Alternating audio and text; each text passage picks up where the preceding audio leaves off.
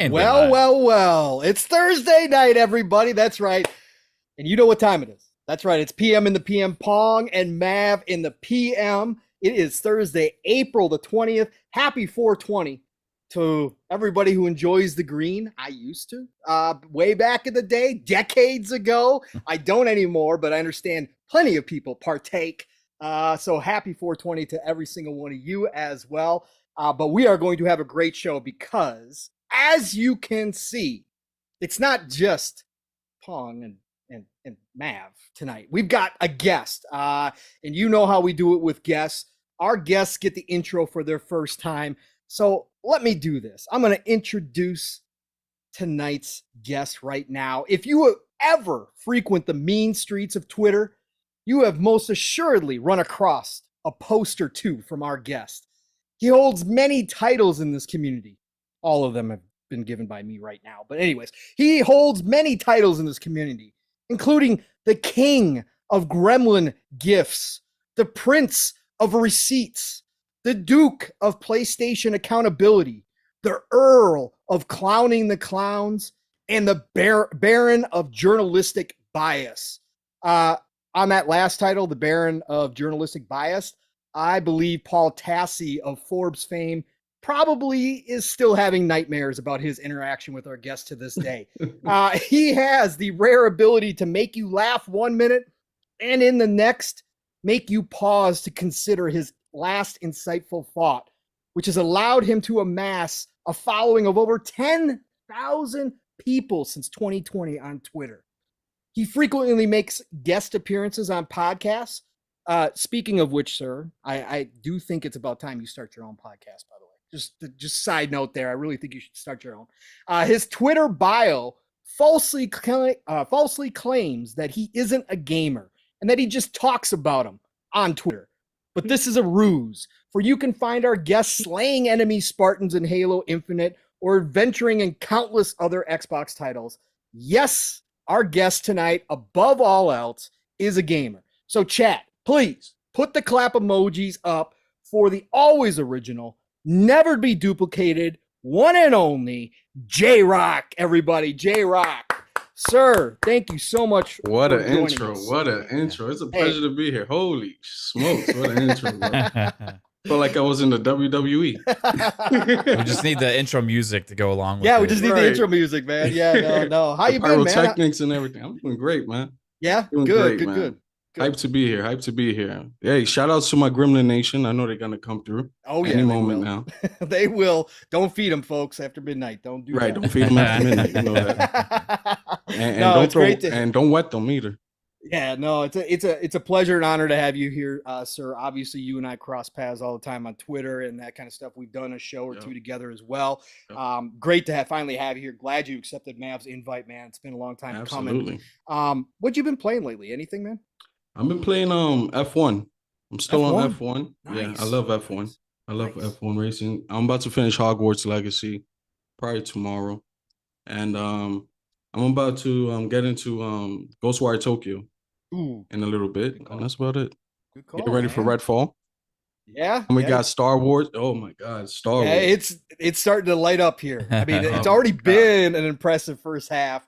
But man, we are now starting to get into the meat. Bro, I am hyped for Star Wars. Good, man. That's awesome. Yeah, a lot of people are. It could be game of the year. That last trailer was pretty insane. Ooh. I'll have to say. Bro, I am hyped. Yeah. The only thing is I need to make some space because that's a massive game. 150 gig, 140 gig. That is big. Ooh. Yeah.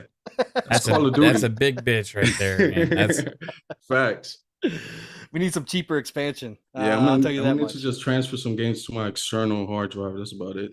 Yeah, I just lost my external hard drive about 2 weeks ago. So yeah, I'm back to moving stuff around, and it's like, oh God, I hate this so much. Man. Yeah, it sucks, especially nowadays. Especially the way I play games. I'm a grazer, so I got to have 100 games available at all times. Anyways, thanks for being here, man. Great to hear you playing some good stuff, and we're gonna get into some topics tonight. We got a lot lined up here, but I've got to introduce the owner of Fun Speculation Network, the king of this kingdom right here, the one, the only Fun Speculation, aka Mav, my brother from another. What's going on, man? How's your week been? What you been up to? Not much, man. I've been still just playing the shit out of baseball. MLB The Show is just still got its hooks in me. Started another franchise and also still doing Diamond Dynasty. Nice. Then besides that, we played some Minecraft Legends, Pong. We did, sir. Yeah. So a little bit surprising, like with how much fun it was, for sure. Yeah. Some key things that were missing, but they already addressed one of those already. So yeah, and but yeah, I've been having fun. We're about to have this deluge of games just come out like one after another right now. So it's crazy. I mean, Dead Island 2 is also is that today or is that tomorrow? Tomorrow. I think you can play it in New Zealand. If you move to New Zealand real quick, you can. Yeah, you can play now. And there's some people that are loving it. There's some people not so much, but like I've kind of always assumed it was going to be another Dead Island game is what we look, but just prettier, a little bit more. A lot prettier. Yeah. That flesh a lot prettier. Destroying system, whatever they got going on is crazy looking. I can't wait. Between that, Jedi Survivor, I'm going to maybe have some FOMO because like I don't know what I'm going to get and when I'm going to get it, Right. But there's still so much cool stuff to play. Like it's insane. I haven't ever played an F1 game. I got to admit, J-Rock. Yeah. But I hear it's great. Yeah, it is. But my heart's still on Forza Motorsport, so when that comes out, I'll be definitely. I'll be all over that shit. You mentioned before you're about to get into Ghostwire Tokyo. I got to ask you before we get into Pong's intro, what do you make of like the whole Digital Foundry fiasco with that? Hey man, it is what it is. Like Xbox got to step it up, especially this is a first party title. To me, it's unacceptable. But I'm not gonna go like jump out of the window or anything like that. But they do need to tighten stuff up, man. Yeah. It's interesting because like I feel like there was some performance issues for me. Like that people were calling out and stuff, and like people had mentioned, but that was also prevalent on the PS5 version, right? The PS5. So the interesting thing was for me is like nobody was saying that the PlayStation version was better than the Xbox version for like a week. And then Digital Foundry points out with magnifying detail these specifics, and now it became a huge problem, right? So I'm kind of on two sides of it. I acknowledge that it's like a problem because you can't ever have, if somebody puts the magnifying glass to it, you can't have that. But it's also, the magnifying glass to me is annoying because if that didn't happen, nobody would even know, right? Because nobody was talking about that for an entire week playing the game. They were just talking about, hey, Ghostwire Tokyo is pretty fucking fire. I'm loving this right now. Like, what? Our version's inferior in this one section where we get less 3 frames per second? What's going on? So I'm kind of of two minds about it. I think I do acknowledge it's kind of a necessity for them to make sure the first party is at least on par, right? Especially when you have a year to get it done. For sure. But at the same time, it's like, I don't know if anybody's ever going to really notice playing the damn game. No. So it's it's just one of those things, right? But the argument is there that they should have given it the same treatment that they gave Deathloop. For sure. That when Deathloop came out, right, we got all the bells and whistles, like they, did all the extra behind the scenes work on it to make sure that when it dropped in Xbox, it was the best version that they had seen yet. So I think that there is still an argument to be made that even though Ghostwire Tokyo did not obviously have the critical success that Deathloop did by any stretch of the imagination, Deathloop was up for Game of the Year awards, right? It was critically loved. Just because it may not be the bigger game doesn't mean as a first party you shouldn't treat it the exact same way. And you should give it that gloss, that shine after a year. And fix the things that maybe weren't fixed on PlayStation 5. That's as much of a problem than anything. It just shows that they didn't really put a lot of work into it, right? Right. I got a question for you, Pong. Did you have a chance to watch any FSP on Monday? I caught some of it. Yeah. I threw out a conspiracy theory about this. I don't think I heard this. Wait. Okay. Oh wait. Are we doing the wait? Are we doing the 4D chess thing about how the regulatory bodies are concerned about? You remember what Sony complained about last time was like, well, if Call of Duty looks inferior on our PlayStation, it's disaster. We will never recover, right? So like, so Microsoft sees that and they're like, hey, roll back some of that optimization on the Xbox version, guys. Hey, guys, we need this to be like only Digital Foundry can find it, right? Only Digital Foundry is going to find this inferiorness to it.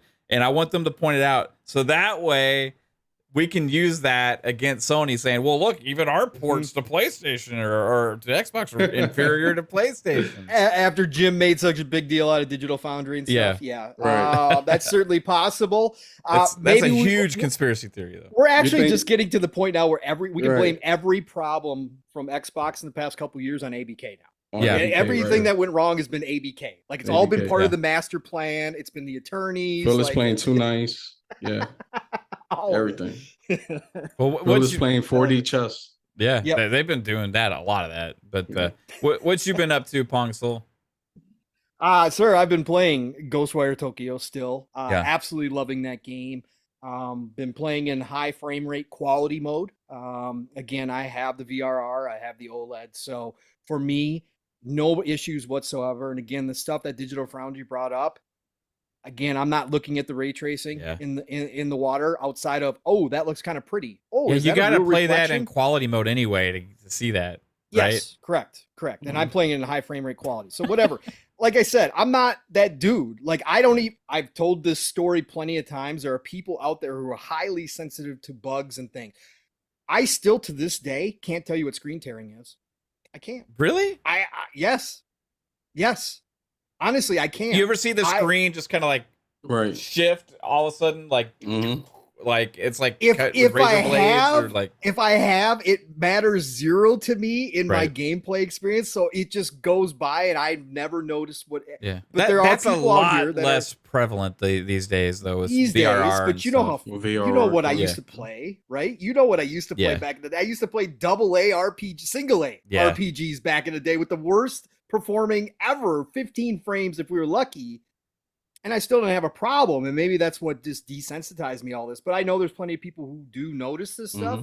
But again, anything that Digital Foundry brought up about Ghostwire Tokyo, I haven't seen. I've got maybe a handful of times where I've noticed a minute amount of slowdown, like minute, like a frame or two here or there. The nitpicky stuff that's never going to bother you if you're playing through the game anyway, right? Yeah. So absolutely loving Ghostwire Tokyo. I think it's a unique experience. It's got the Eastern flavor, which I absolutely love.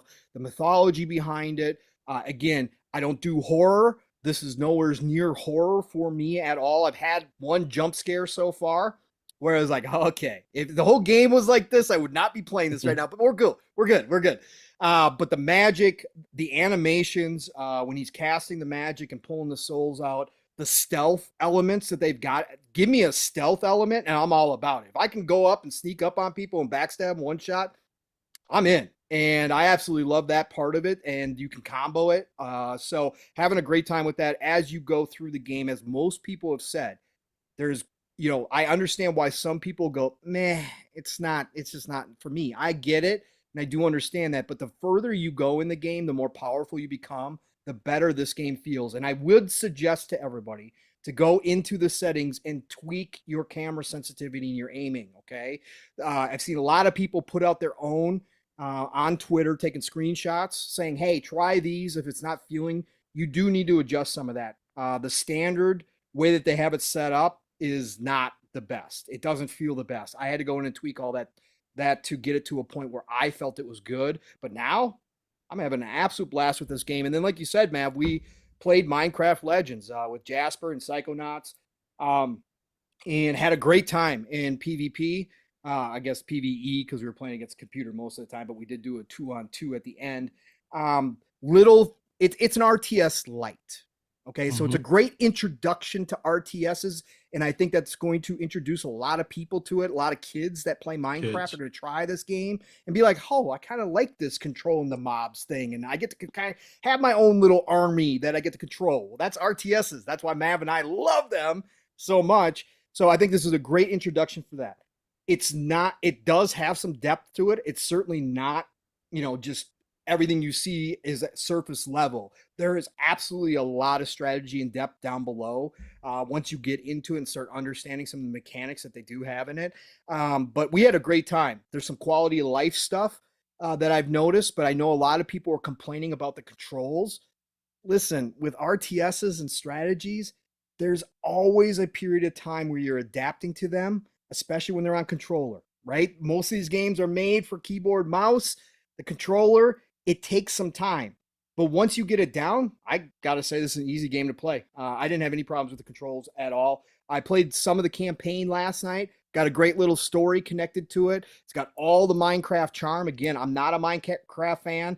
My kiddo played it way back in the day when he was young. I played a little bit with him. Still never enjoyed myself. I always was like, you want to play some Battlefield? You want to go play some Lord of the Rings? Battle for Middle Earth? I used to always move them off of Minecraft.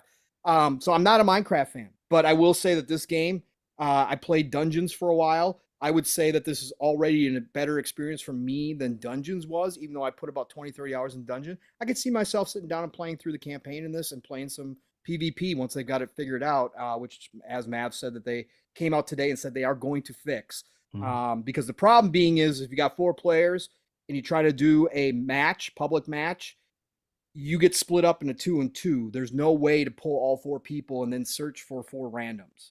So that's why we wound up playing 2 on 2, because we kept trying different ways to get all of us on one team, and it would not let us no matter what we did. So we wound up just doing 2 on 2. I had a great time, but everybody, it's in Game Pass. Download it, no risk. Try it out and see if you like it. It's a great introduction to RTSs. Even if you're not that kind of fan, try it and just see. If it's not for you, oh well, you just delete it. Who cares? So yeah, no, that's been pretty much my week. I'm trying to think if I downloaded anything else. Oh, I bought a couple games, cheap games on sale this week because there's so that spring sale was going on. So I picked up a bunch of small game like Brothers in Arms, Hell's Highway. I went back to that again. Went back to that. Looks great with the HDR. Controls are wow. It's like going back to Resident Evil.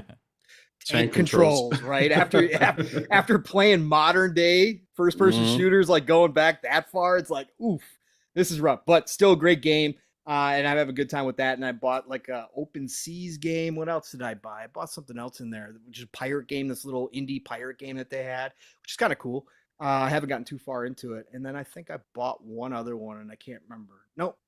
That's been it for me this week. So great week of playing though. I got to say Ghostwire Tokyo, I'm absolutely in love with that game. So Mav, do you want to do our sponsor, or do you want me to shout out the chat? Let me get it up while you pause. Sorry. Pause. We're not doing that type of show tonight. Well, why don't you get to the chat while I bring up the sponsorship? There you go. Okay. There we go. Yes. All right. Awesome. So chat, we've got almost 100 people already in here hitting us up.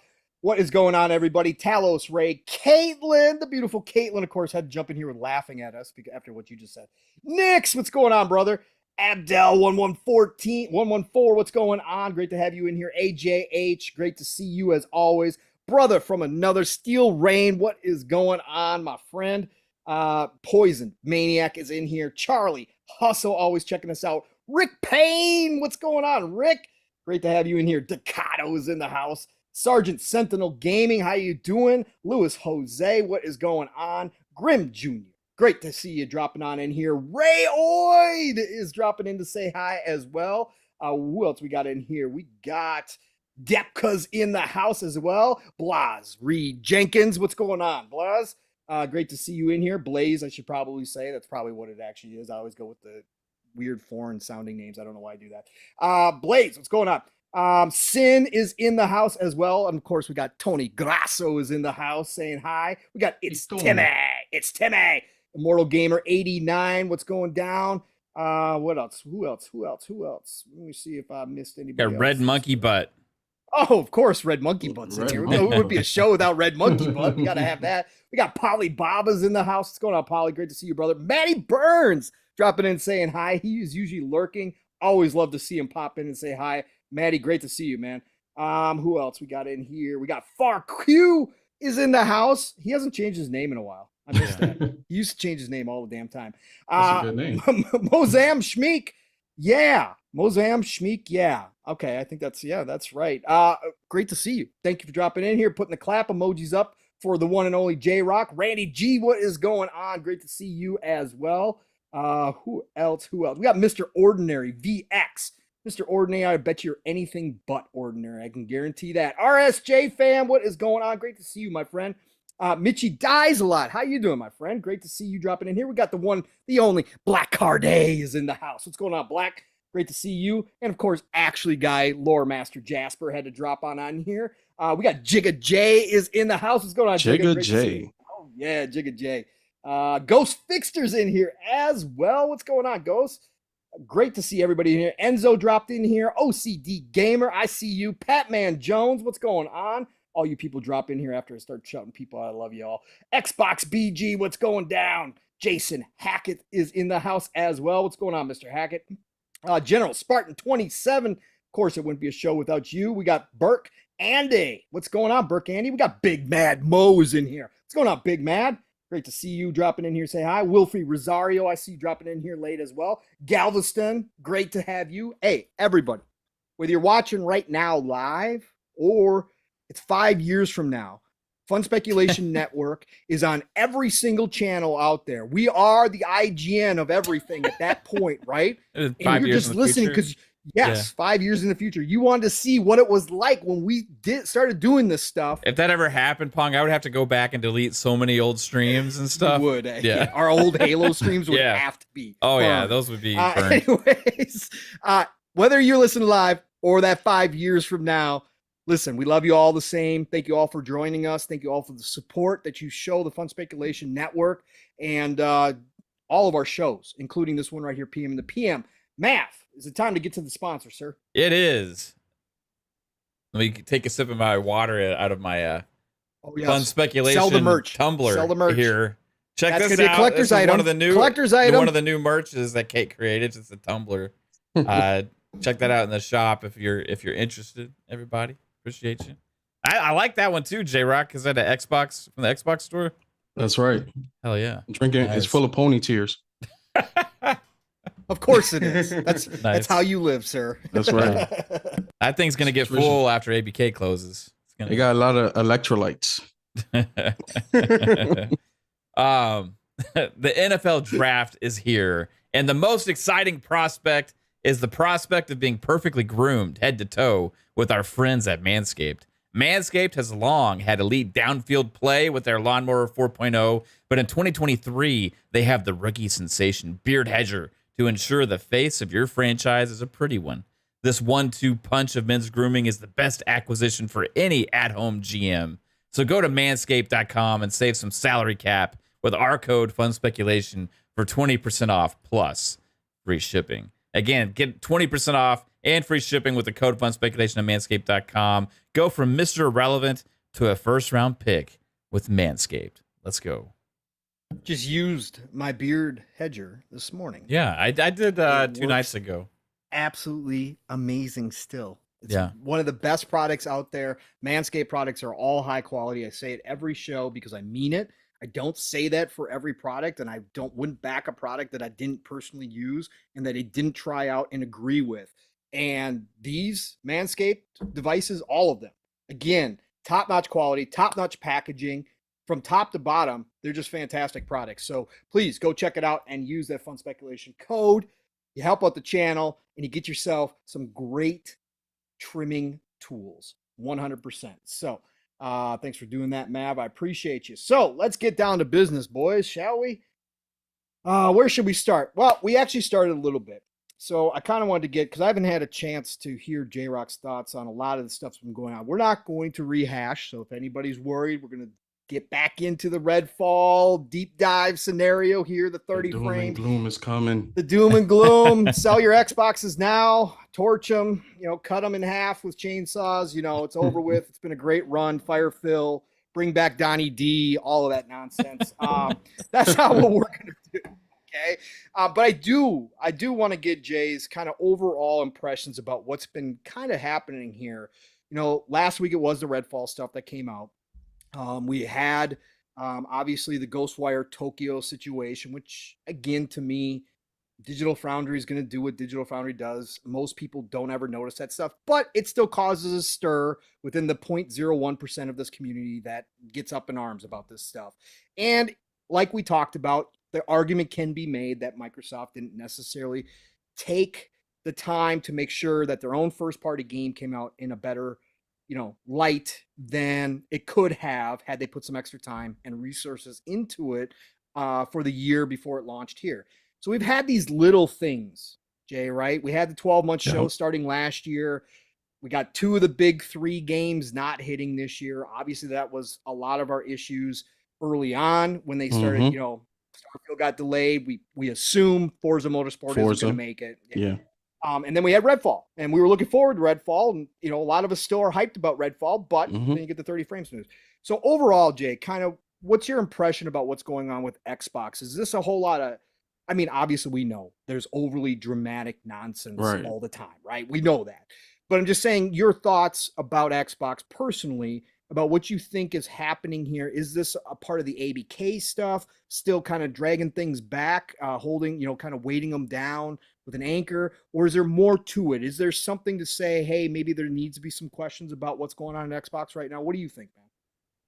Overall, listen, I'll be honest. I'm disappointed when the news came out. Like, you guys can read my tweets. Especially for a shooter. I don't understand how you go into developing a shooter and prioritize 30 frames over 60. Right. So, but to say I'm not going to play the game, I'm going to play the game day one. I'm going to be there day one. I'm going to be playing with my friends, probably you guys. And I'm waiting. I'm waiting. Oh, you're waiting. Yeah, we're both waiting. I'm not. I will play it later. You know what I mean? Yes. Like I can't do it. Like I bought Gotham Knights because of FOMO, right?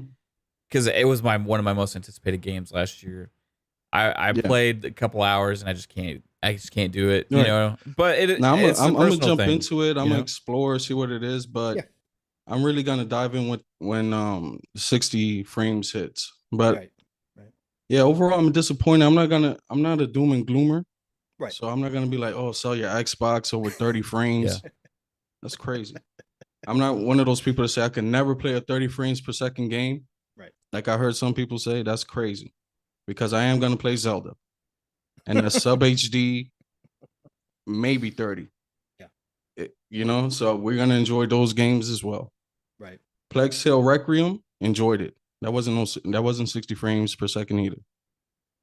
Right. So to say I'm never gonna play a 30 frames per second game in new generation is not gonna happen. I am disappointed this is a first party title. We was looking forward to it. And it should be 60 frames per second, especially when you're advertising your console as the most powerful console ever. You have all these, RDNA 2, the only console that's fully RDNA 2. You already know the rest. Yep. Velocity architecture, yada, yada. And my biggest complaint is that it's $70 for people, right, that want to own it. Yep. And the only reason it's $70 is because it was delayed. So that's my biggest gripe with this whole thing. Like, you should really, really, really do yourself a favor and make sure this game is polished, first and foremost.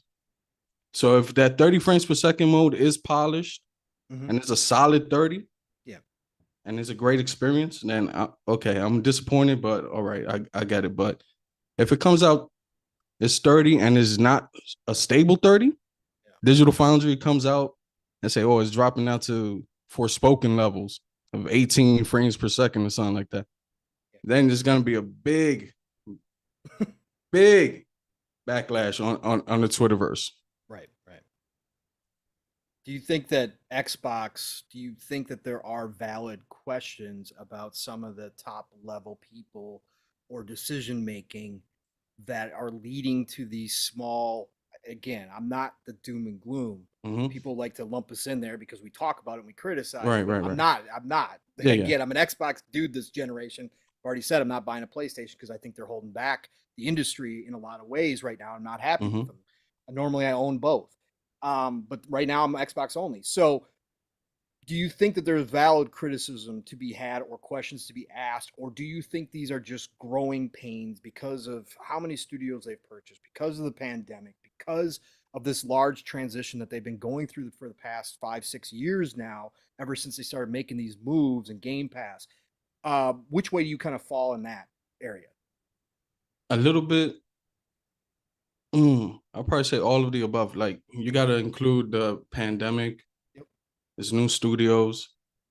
They have to focus on all these consoles. Like, Xbox, they've always been a little hands off when it comes to these studios, especially like Arcane. They usually always drop their games at 30. So maybe, hey, they didn't get the memo. We want that 60. Yeah. So so it could be something like that. But I want them to be a little more intrusive. I want them to be a little more Sony-like in controlling these studios. Sure. You know, so make sure that product and that quality is top notch. Yeah. And stop making us feel. I hear the sentiment a lot on Twitter. Stop making and it's valid. Stop making people feel like they're second-class citizens, like the console owners, right? Right. Yeah. Like we already have to, right? Overall, we already have to pay for internet access, right? Xbox Live Gold. Yep. The PC still gets exclusives that doesn't come to consoles maybe a year or 2 years later. Yep. So the least you can do is make sure the games that do come there are polished and are taking advantage of the console we bought. That's very fair. Points. Very fair. That's it. Very fair and great points, man. Again, that's why I give you a lot of credit. Even though you're out there warring on Twitter all the time, and I don't necessarily always agree. You come with the balanced thoughts as well, and I think that that's important, and I love to hear that. Because those are very fair points. I gotta ask J-Rock a question about his Twitter warring a little bit here. Yeah. Do you have like different desktop folders on your PC with different people's names on it that just are full of receipts that date back years? I've never understood how like guys like you that really go after this, because you and Dirt are two of the best. You're so quick, right? You're so quick to show the receipts on somebody that comes out and makes one of these horrible opinions, and you'd be like, "Well, little, you just said this like 2 years ago." How, number one, how do you remember that? Because like, first off, I just pretty much anything that one of these clowns says just it gets back out of my mind instantly. Secondly, it's like, I don't know, I can't fathom how you guys pull that off so well. But I gotta give you credit too, because you gotta understand the mind of the hoof clickers a little bit. You gotta know how they operate. Yours are so hysterical, man. Like too, because you go the extra mile making videos, right? Like these videos that get posted on Twitter, and it's like with the current topic of news that just happened like 30 minutes ago. Then all of a sudden. Like, it just takes a twist, and you just completely blast and have all of this receipts in your video. I'm like, how did they do this so fast? It's insane. No, I do have a folder. It's called Pony Propaganda. So I just open that. I just open that up and do a little keyword searches and it pops up. You screenshot just like all the time. Is that what you do? All the time, because I know. Yeah. Listen, when you know the industry long enough, you kind of know the trends. Of course. Like, that's gonna come back and bite you. Right. Bite you in the ass. Somebody makes a very bold, out there fire statement. You know, there's a good chance that that's gonna come back to haunt them, right? Like Sunset Overdrive 2 coming to the PlayStation 5 this year. Right. You know who you are. But Insomniac's got Spider-Man 2 and they're working on Wolverine, so they expect them to pull out Sunset Overdrive 2 out of their ass this year. Right, this year. Wow, that's bold. Okay. It's very bold. Been secretly in the works for a long time. I guess so. Right. That's what Drew Murray has been up to, I guess. Right. Yeah.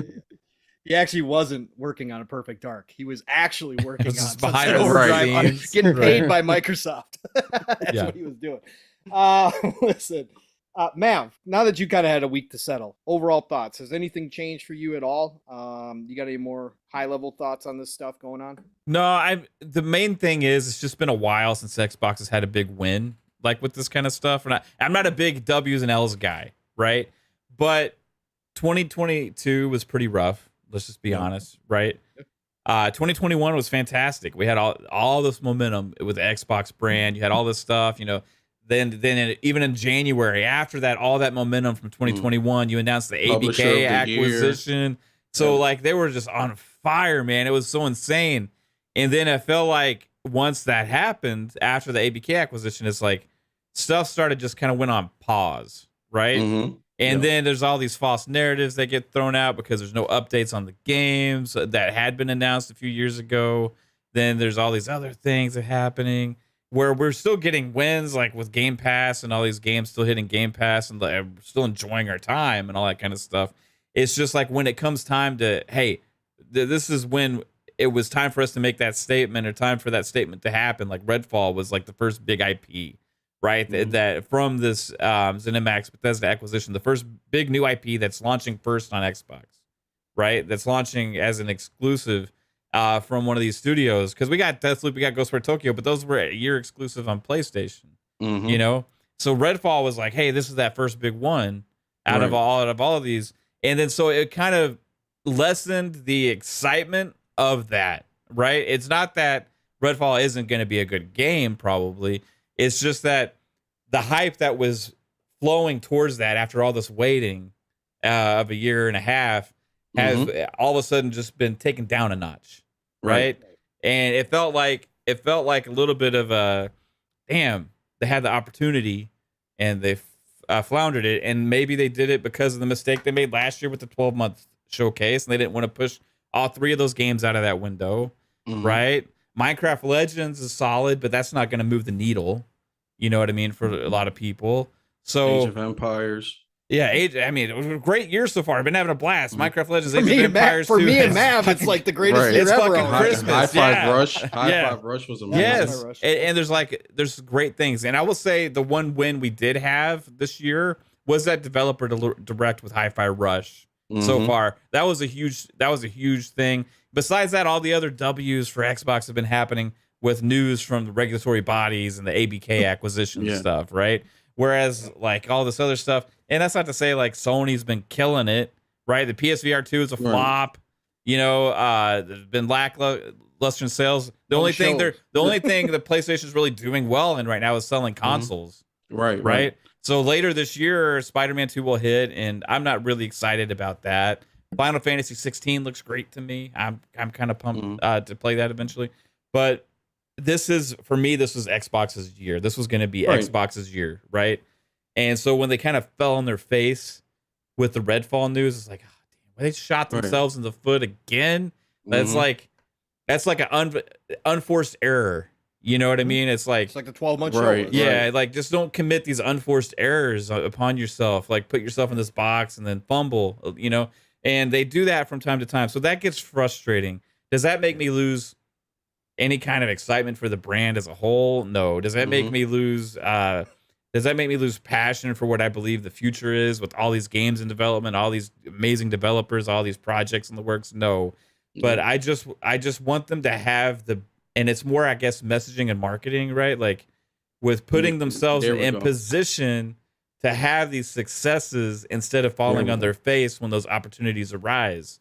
So for me, that's more of what it is than anything, because the most important thing when it comes to console gaming, as far as marketing goes, is mindshare, right? Mindshare and confidence in the brand, right? Yeah. And you have these little missteps, you have these little trip ups and stuff. It does affect the confidence because regardless if it's warranted or granted or not, that PlayStation has that. And because it has it with the casual audience, right? So whereas we believe in it, because we understand we're more in tune with what's going on with the news and all of these things. We're in tune. We see this stuff. We're like, yeah, Xbox is on fire. Xbox is me doing some amazing things. Game Pass is the greatest. We have all these projects in the works. You ask Joe Schmo if he's heard of Undead Labs, if he's heard, you know what I mean? Like if he's heard of In Exile, if he's heard of Compulsion, if he's heard of the game Contraband or whatever. They're like, I don't know what that is. You know what I mean? They know God of War. They know Spider-Man. They know Halo. They know a lot of them know Starfield. They know Forza. So these games, when they message these, they got to not have these trip ups because they got to generate that hype. right? Absolutely. So and what generating the hype is by not fucking up along the way when you're trying to market it and do these things. And they've shown Redfall so much. They've shown it so much, and like there was a lot of excitement for it, but then it's just and the thing is, sails, every time it was shown off, it was at 60 frames. Yeah. Every time they showed it off, it was at 60. We didn't even question it, Jay, did we? Yeah, There was like no question to us here in the community. Right, First person shooter, looter. Oh, of course it's gonna be 60. Right. Course. Yeah. And then I think the Ghostwire thing hit different because of what just happened with Redfall, because that has been a conversation that's been kind of ongoing about like, why isn't the Series X performing up to its capabilities, right? Whereas we know like it is the most powerful console on paper, right? Right. The internals, hardware wise, there's no doubt about that. The only thing PlayStation has in its advantage is the raw speed of the SSD, which we know that amounts to jack diddly in these games, right? So it doesn't matter. But we've seen time and time again with this stuff. Now, I don't know what the reasoning is behind that. There's a lot of speculation about that kind of stuff. And for me, this game being made on PlayStation first as well with Ghostwire probably amounts to some level of this as well with Ghostwire. So I'm not just going to be like, oh, that's a huge deal. But when it happened the week after the Redfall news, right, it just kind of it compounds upon itself. It compounds upon itself while we're still waiting for that big other W, that big hype moment, that big excitement. And I think we're going to get it. And we're going to talk about a lot of that because I think it's going to happen at the Xbox showcase. Oh, yeah. Right? It's going to happen this year. And even before then, because ABK is the next domino maybe to fall next week. Before that. So, we're going to have this series of this positive news start to happen. But it's just been this weird stretch after January of fire where it's been like, come on. All right, we're in this waiting phase, playing amazing games, loving it, but it's taking the wind out of their sails a little bit that they need to recapture, I think. And not only that, Mav, like for me personally, it was like we're going into this new era of the end of cross-generational games, right? Yeah. So this 2023 was supposed to be for Xbox. No more cross-gen. We're ditching the Xbox One and all that. We're focusing now on the Series console. And for it to just launch at 30, like, oh, damn. Yeah. Like, this is last gen performance. Yeah. And I gotta admit, man, I don't like Horizon. I'm not a Horizon fan. But I've seen these clips people are sharing of this PS5 only content for Horizon Forbidden West with flying through the skies and stuff like that. And I'm like, that's pretty damn gorgeous. And I don't know how much of games I've seen that look like that. So when you have that compounding on the other side, flip-flop to what we're dealing with this game that looks nothing as impressive as something like that. Because let's just be honest, like Redfall is about fun. It's about cooperative play. It's not a graphical showpiece game. Right. It's an arcane game. So that's what they are. When we had that news about that game's hitting 30, like that was just like surprising more than anything else. Like what our Redfall? Like Redfall doesn't even look like it's pushing the needle really, and it's an next gen only game. So because it's Unreal 4, right? And it's just like why is it a next gen only game? Then I gotta ask because Gotham Knights also did the same thing. There was originally they had planned to launch as a cross generational. Then they removed the old last gen versions. So I think there's something to Unreal 4 kind of sucks with co-op play, open worlds. This untethered stuff, I don't give a shit about untethered, be honest with you. Like, I feel like it's ruined the Gotham Knights. I feel like it's hurting Redfall. And let's be honest, what's the point of having 4 players with you if one of you is on the northeast and the other one is the southwest and you're doing different things? Yeah. Like, no, you guys have to be around each other anyway. And I get, let the creators make what they want to make, but like sometimes maybe it's a dumb decision. Like, I don't know, like, when I play co-op games like this that are meant to be played with friends, I play with my friends. What are you smirking at me for, Pong? Because I rush ahead a little bit. But because I want tethered with you because you're an untamed dog who just runs ahead and starts wars, and then we got to clean up your mess. But I don't go across the entire map. You might in this. Well, I might in this. Man, where are you? I don't know. I need to be on a leash then, so give me my tether. Right. Yeah. Have you guys played Back 4 Blood? Yes. We did play Back 4 Blood. So Mav would be one of those that disturbs the little the crows and the crows? birds. Oh yeah, absolutely. Mav, don't. Yeah, boom. Yeah, exactly. That's Matt. Division is the absolute worst. J-Rock with him. The Division, that man enters rooms and just starts boss battles with us like 2 rooms away. All of a sudden, Mav's like, "Hey guys, I'm dying. Where are you?" Right. He's already rushed ahead. I just move at a different pace, man. Yeah, it's awful. What was I gonna say? Oh, I think I kind of came to this conclusion by Saturday night last week when I was on the shop and I was talking with Dirt and PTK and Fuzzy, that a lot of what we hear in the community, you know, Jay, you brought up the doom and gloom, and everybody's kind of brought up the doom and gloom. And again, our community is 1% of the game, you know, not even. Right, not even. Right? It's not even. But let's be real. This is where we hang out. This is where some of the most knowledgeable people are, right? This is where the enthusiasts are. We are the people who live and breathe news daily on our favorite industry. So we do have that extra knowledge like Matt was talking about. But I think what we're seeing with the doom and gloom side of things, I think does stem from last year, right? In the year that they had last year, a lot of people, you know, kind of gave it that last, like, okay, all right, we're going to let 2022 go. It's spilled milk at this point. There's nothing to be done about it. We got no games, you know, no big first party games. Yes, we had Pentiment and we had those types of games. We didn't get any of the promised stuff. Redfall got delayed. Starfield got delayed, blah, blah, blah. We didn't have the showcase games. Right. We didn't have the showcase games at all. Right. And a lot of people, you know, while a lot of us talked about it, we gave our criticism, said this is one of the worst years. You can't do this when you got this many studios. This just can't happen no matter what the reasoning behind it. But there was a lot of people, generally speaking, that kind of just said, okay, all right, I'm going to let this slide, Xbox, because 2023 is now stacked. And we are going to have one of the greatest years. And this will still wind up, no matter how it fleshes out, one of the greatest years in Xbox's history, if not the greatest. And it's going to be a great year for gaming overall. Yeah, well, nonstop, right? So it could go down in history as the best year of gaming ever.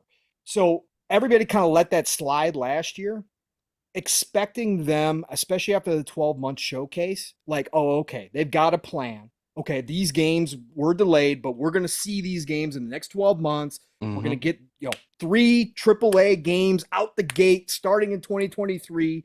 By June, I'm going to be up to my eyeballs in first-party AAA games. And then slowly but surely, it's been whittled down, right? And then we have the 30 frames, faux pas, mistake, and I think that frustration now has finally boiled over for some people where they are to their max. Like, I've excused Xbox. I've been out here in the community, big supporter, preaching Game Pass. I've been this guy out here who loves my Xbox. No matter what's happened in the past, I've loved them and I've supported them through all of this, but this was supposed to be the year. And now you're telling me, no, I got to wait. And oh, wait, now I'm not getting 60 frames. Now I'm getting 30 frames on a next gen only game, right? A current gen only game that was supposed to start the showcase of my Xbox Series X power. And now I'm not getting that either. And I think that kind of all boiled over at this point for a lot of people. And that's why we see a lot of the doom and gloom.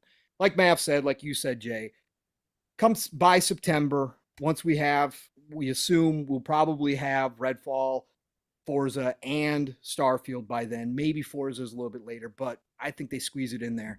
A lot of this is going to be forgotten again. We're going to have the showcase behind us. They're probably going to wow us again this year.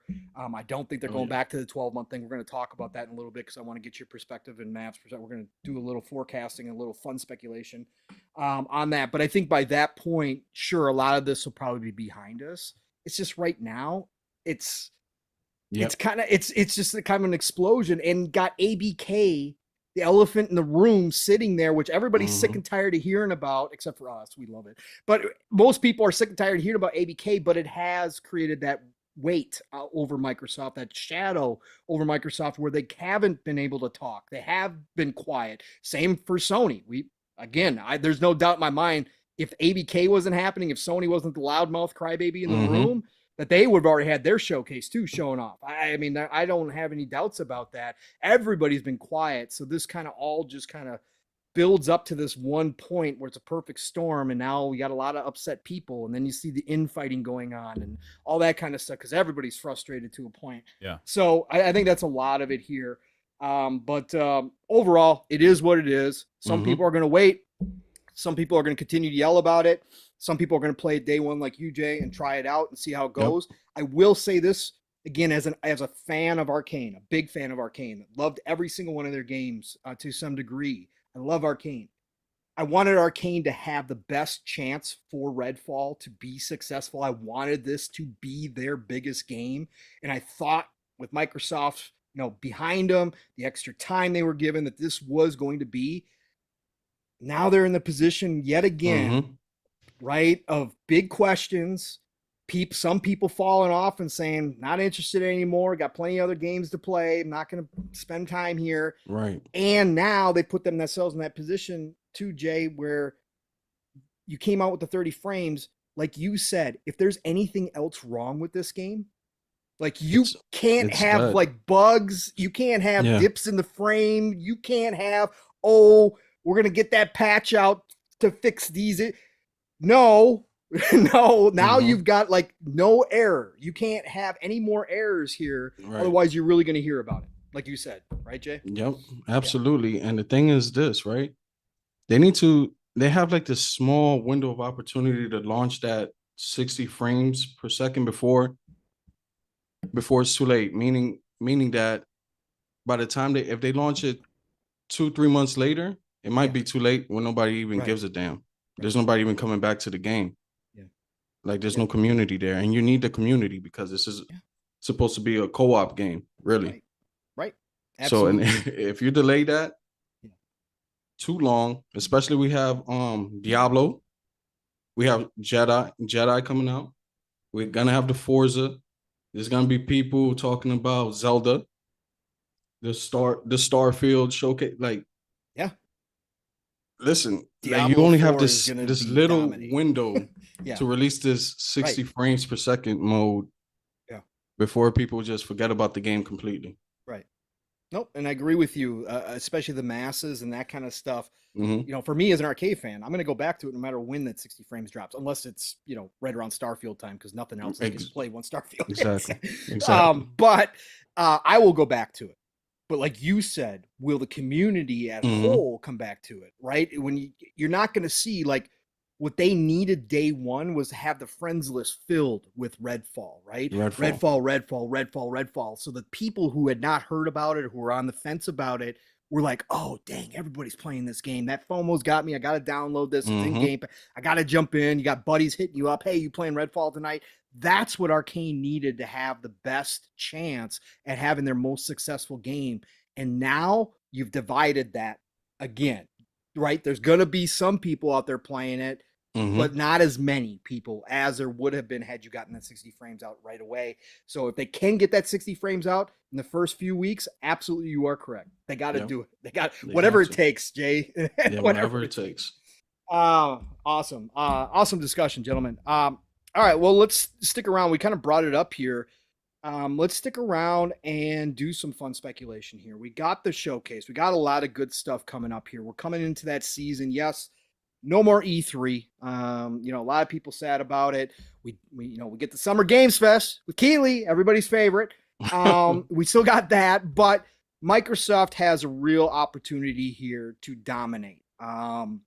The showcase season, even though there's not an E3 time frame, everybody's still going to be looking for the shows from all the companies right around this time. It's still that big time of the year for gamers.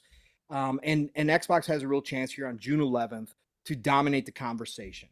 So we already know, again, it's going to be 2 hours completely between the main showcase and Starfield. That's what the word is on the street right now. Gonna be 2 hours total. Most people are expecting an hour and a half hour. Is that where you're at, Jay? Are you expecting that? Okay. Same. I got a little bit different. I'm the off because I want more Starfield. So I'm an hour 15 and 45. But everybody else is pretty much an hour and a half. And if it was up to you, you'd be an hour 15 Starfield and 45 showcase. Yeah, right. Absolutely. Get that showcase out of here. Give me Starfield right away. No, I'm super hyped. I know Xbox is gonna show me, but listen, for me, the Super Bowl is Starfield. Starfield. Okay. Yeah. So anyways, let's start with you, Jay. Give me, as you look at the showcase coming up, let's say it is an hour and a half long, right? And obviously, again, we're not going to talk Starfield because we know what Starfield's going to be, but hour and a half for Xbox, right? There's no Bethesda name attached to the showcase this year, right? Some people, we've kind of speculated on that in a couple of shows, whether or not that means that Bethesda doesn't have anything else. I mean, again, let's be real. Bethesda's been carrying Xbox here. A lot of games have come out of that ZeniMax deal, right? Are they empty besides Starfield? Is that why Bethesda's not attached, or is Xbox finally kind of saying no? We're all one big family. When we do a showcase, it's an Xbox showcase. It's not Xbox Bethesda. We're not going to do Xbox Bethesda, Activision Blizzard King. We're not going to do that, right? We're just going to do Xbox. But no matter what are your thoughts? We had the 12-month debacle, I think we can call it at this point, last year.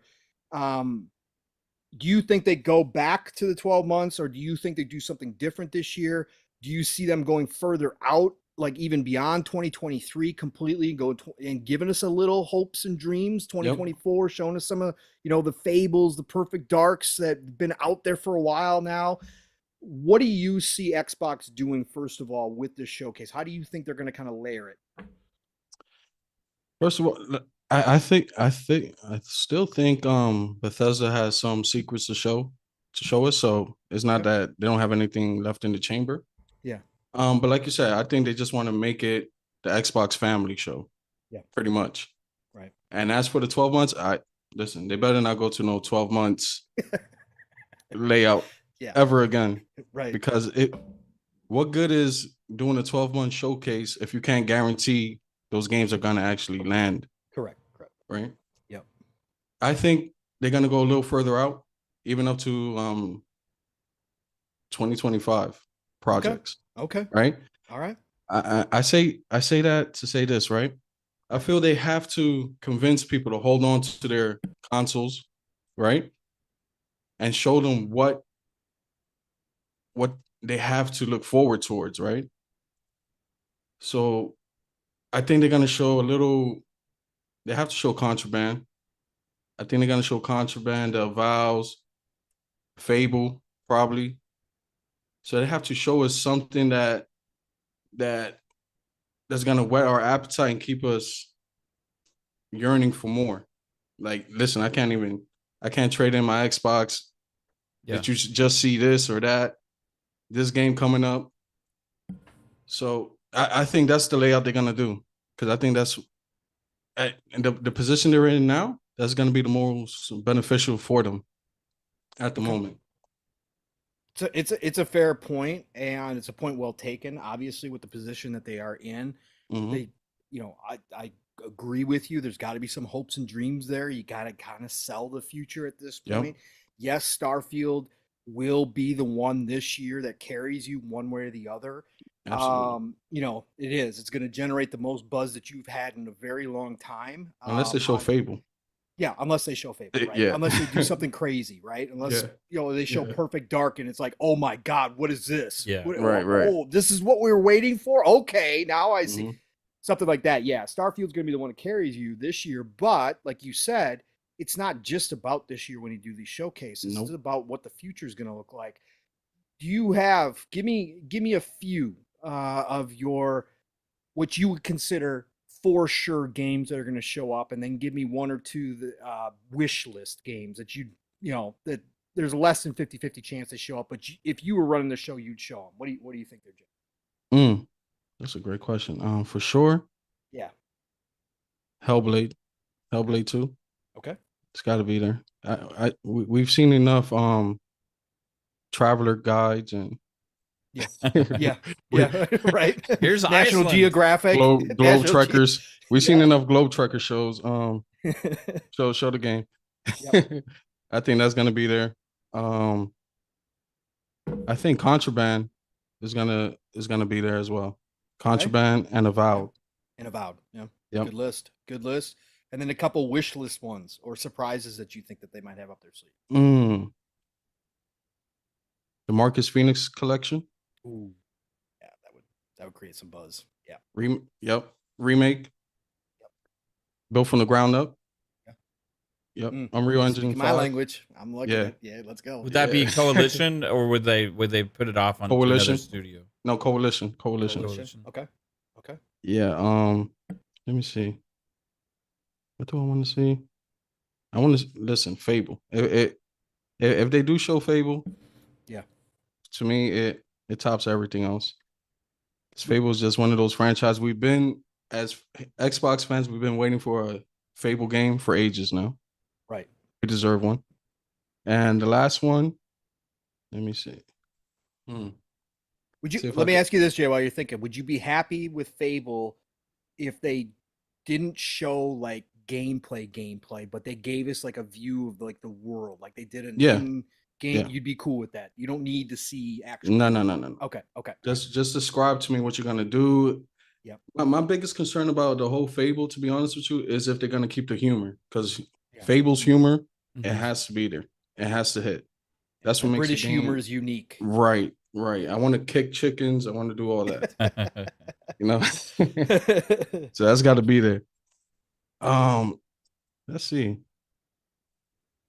Good. You know what would be crazy? Indiana Jones. Okay. Hey. Indiana Jones. I like it. Yep. I like it. I brought that one up because Pete Hines was out there, tweeting about the movie coming out, and how excited he was for the movie. And even though the game's not going to be ready, we can assume it's not going to be ready this year. Great to piggyback off the movie hype that is there, because now they got the trailer out there. Some people are saying, and I did, obviously the last one was not good. But this one looks like a classic Indiana Jones. Harrison looks great in it.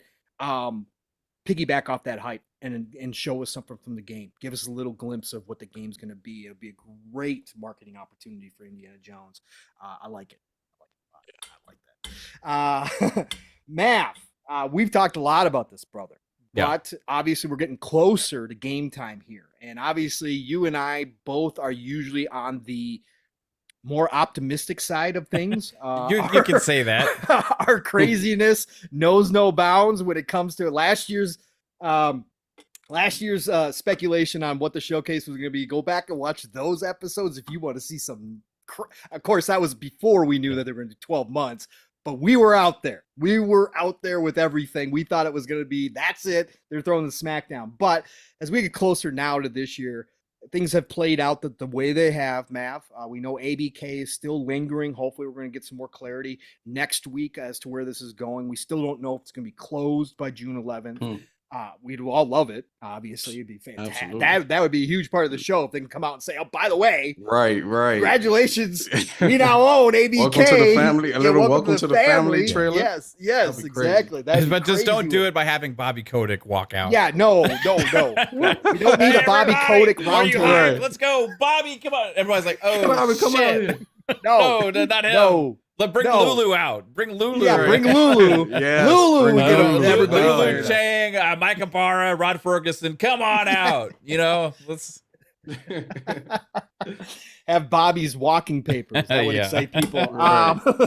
Here's your golden parachute, Bobby. Have fun. You're out of here. Fun, Bobby. Yeah, have fun. But Mav, as we get closer now and everything's kind of played out the way it has, where are you settling in on this showcase now? We're about a month and a half out. What do you think they're going to finally do here? And, if you want to go optimistic, brother, but give me a few of your for sures, and then give me a few of your wish list. Go ahead. All right, here we go, Pong Soul. I'm gonna, you wanted some Xbox hype. This is about to get Xbox hype right here. Because last year, we thought it was going to be the year, right? And then it turned out last year was like, hey, let's just put everything on hold for a year. We got a lot of stuff in the fire. So we're just going to do this 12-month show and try and just let people know stuff's coming soon. Right? It was like a save face show, in my opinion. Right? It's like an attorney control. It's like after the after the delays and all this kind of stuff and all that's just like, hey, let's just have the show. We'll contain it. Put these handcuffs on it, and let's just let people see what they can play somewhat soon. And then next year we're gonna go balls to the wall, right? Yeah. There's no reason anymore to hold back, right? They'll have no reason for the ABK deal. They have no reason for where these games should be at as well, right? Because some of these games we heard about 3 years ago at this point. Like, they got to be at least at a stage where someone's willing to show something. Some Outer Worlds, something. I get the sentiment about like, hey, people don't like CGI trailers. I understand that, but I think they're in the position to have both, right? Because we know we're going to see Forza Motorsport gameplay. We know we're going to have that whole Starfield Direct, and that's all going to be gameplay, right? I bet Hellblade 2 is going to be there with gameplay. If it's not there, it'll be at the Game Awards or the Summer Game Fest, because the Hellblade's been at the KhAo's stuff a couple times now. So we're going to have gameplay at the show. If Contraband's there, it'll have gameplay, I bet. If Avowed is there, it'll probably have some gameplay as well. Okay. So when I look at this showcase, I think they have a couple things they have at the KhAo's show. Right? And I don't know what they're gonna have where, but I don't think they want the KhAo's show to be a complete Sony show. Right? Like the Game Awards was last year. Like the Game Awards last year was all Sony. They bowed out, maybe because of ABK or whatever. That was their showcase. I mean, that was Sony's showcase last year. So I think they want to have something at Summer Game Fest. KhAo's thing. Then they have their own show. So I think they utilize both times. I think we get 30 minutes of Starfield Developer Direct. Yep. Then my guarantees, Forza Motorsport. This is the obvious, right? I'll say Hellblade 2, and I will say Contraband. Okay. Third party wise, you can add in Silksong, Replaced, and Stalker 2 will make an appearance there as well. So we're already, just with those games, we're already at what, like six big games, right? So last couple of years, they've had over 30 games at their showcase. Right. So that's a lot of stuff, right? Now, granted, they usually have some third-party stuff there. Diablo's been at the last couple shows. Diablo is going to be out by then, right? So you look at what other party could be by that time. So we look at like what other marketing deals they have and stuff like that. And I'm trying to think of like big games right now that I can think of that they have the marketing rights to, and I can't really come up with any off the top of my head. Hopefully we get some info on Warhammer Darktide. Yeah. Supposed to release last year. There could be maybe one big third-party game announced there, right? That's usually kind of par for the course as well with Xbox. We've had Wolong was announced there before, stuff like that. Here's where we get into the fun, okay? Because those are like the gimmies, and you're going to have gameplay on that kind of stuff, right? Now, here's where we get into, I think you're going to get In Exile's game, which is rumored, one of the two that they're working on is rumored to be an old Xbox IP now. ACG, I think, said his money's on Shadowrun, right? Mr. Matty Plays said Fallout. So okay, so you got somebody saying Shadowrun, somebody saying Fallout. Could be either. In Exile comes from Interplay, right? The original creators of guess what, Fallout. So I think we get something like that. We get the updates on the 3 years games that have been announced 3 years ago. We get an update on Perfect Dark. We get an update on State of Decay 3. We get an update on Avowed. We get an update on Everwild. Finally, we get an update on Fable. And I don't know how much they're going to share on what, but I think they address these games finally in some form or fashion, even if it's another sizzle reel about stuff coming in the future or something like that, right? Then we have ZeniMax Online's new MMO. Correct. Which has been in the works for years. Remember when they announced the ZeniMax acquisition? 4 years now. When they announced that acquisition, they already talked about how excited they were for that brand new game from ZeniMax Online. I think we get more than one game announcement, though, from Bethesda's side. because there's a lot of studios there that have stuff that we don't know. What have they been working on since Doom Eternal? I think we're going to get an id announcement. And then we're also maybe going to get some Indiana Jones as well. Okay. So, I mean, I think that they're going, my prediction for the Xbox showcase this year, everybody, is they're going balls to the wall. They're putting their dick out on the table and saying, this is why you need to be in our ecosystem for the next 5 to 10 years. And it's not only from the next year coming up ahead, which they're going to have plenty of that stuff, culminating with the Starfield Direct at the end. But then they're going to showcase, well, what about the next year? And what about the next year? And what about the next year? Because they want to set the stage for us to understand finally, after this rough year and a few months, right? That once a quarter, they're going to have a big game hitting Game Pass. Right. That's been the message that they've been portraying, that where they wanted to get to. And this is where they're going to set the stage, setting that expectation and saying, look, nobody's going to measure up to us. Right. Now, Mav, let me ask you something. Do you think if this ABK deal goes through just right on time, you think they could sneak an unannounced Activision project? I think if it goes through, you'll have a Call of Duty presence. You think Game Pass?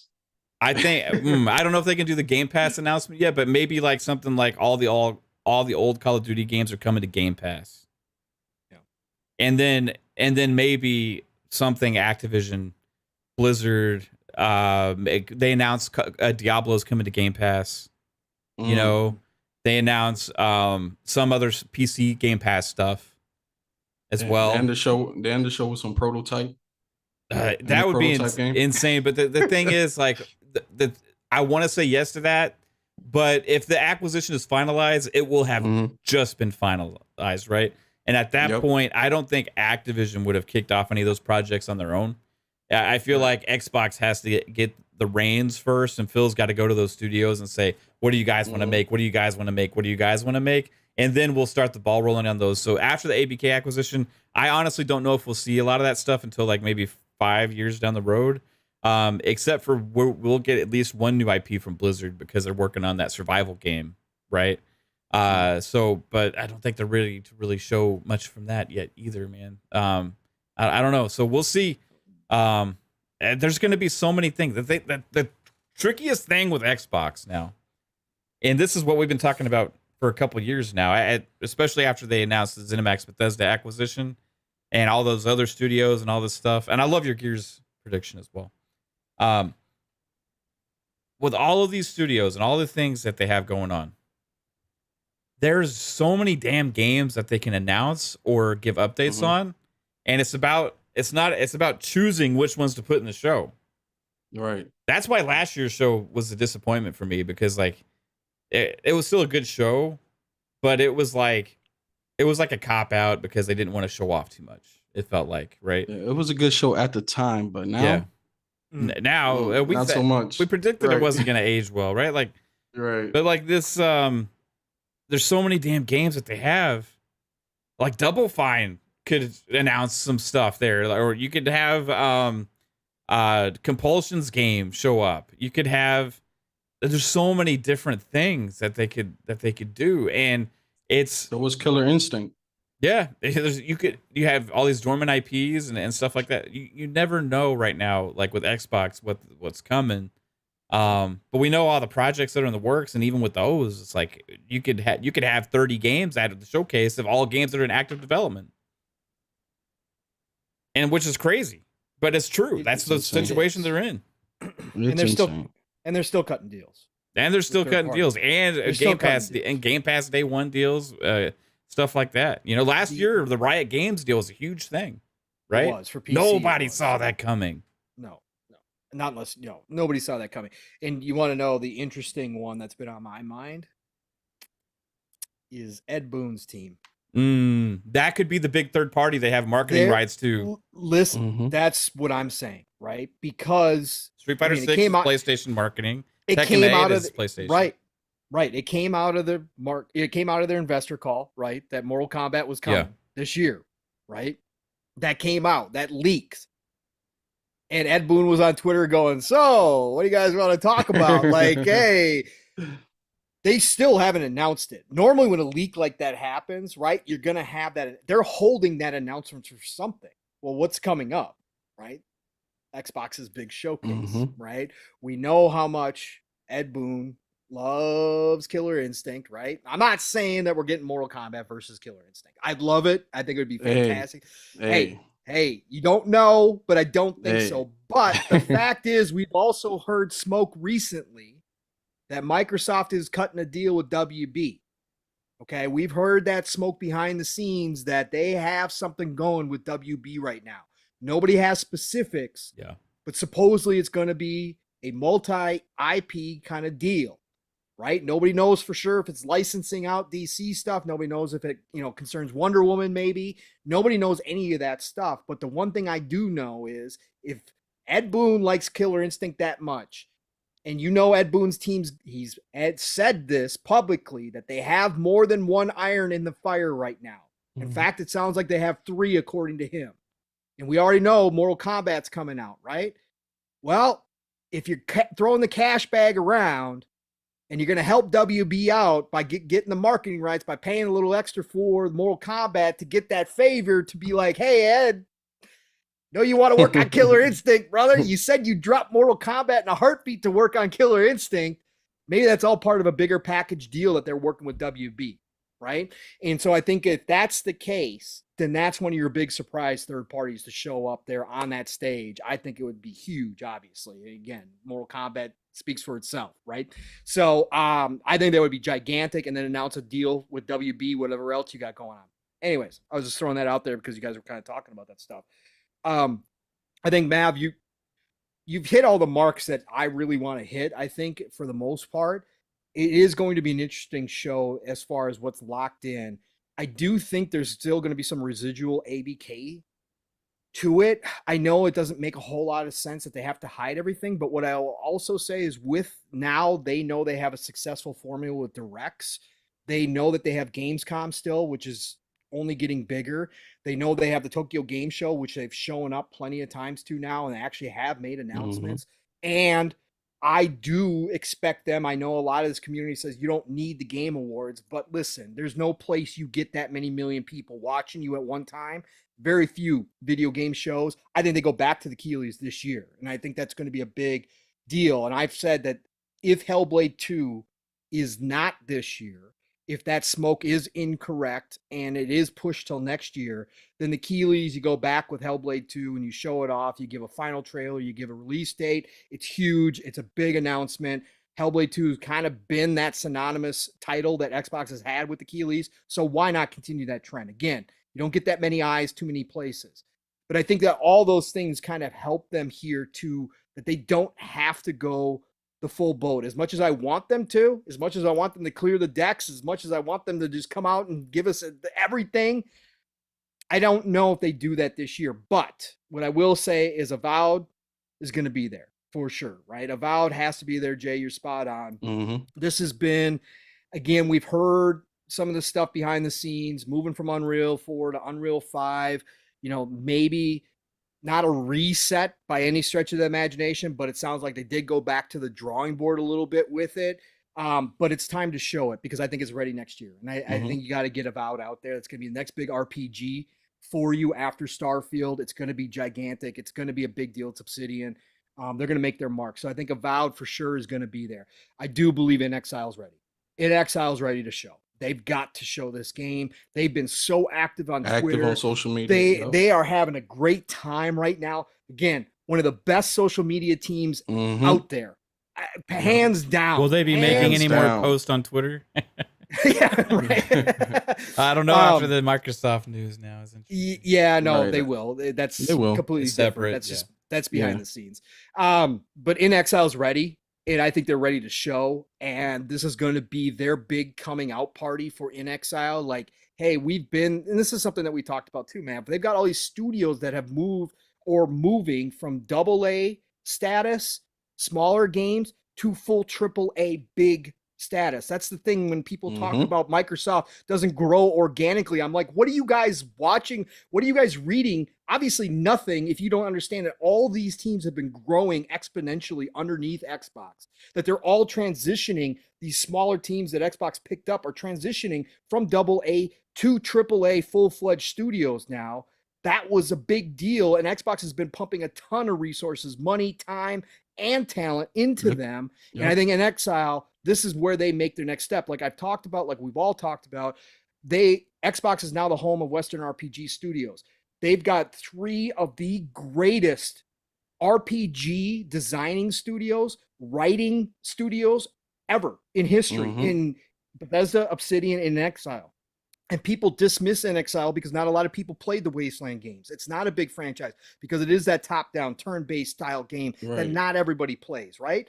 They are now making a AAA game, but if you played Wasteland, you understand, like Mav said, there are a lot of the old Interplay team that created Fallout. Their writing talent is through the roof.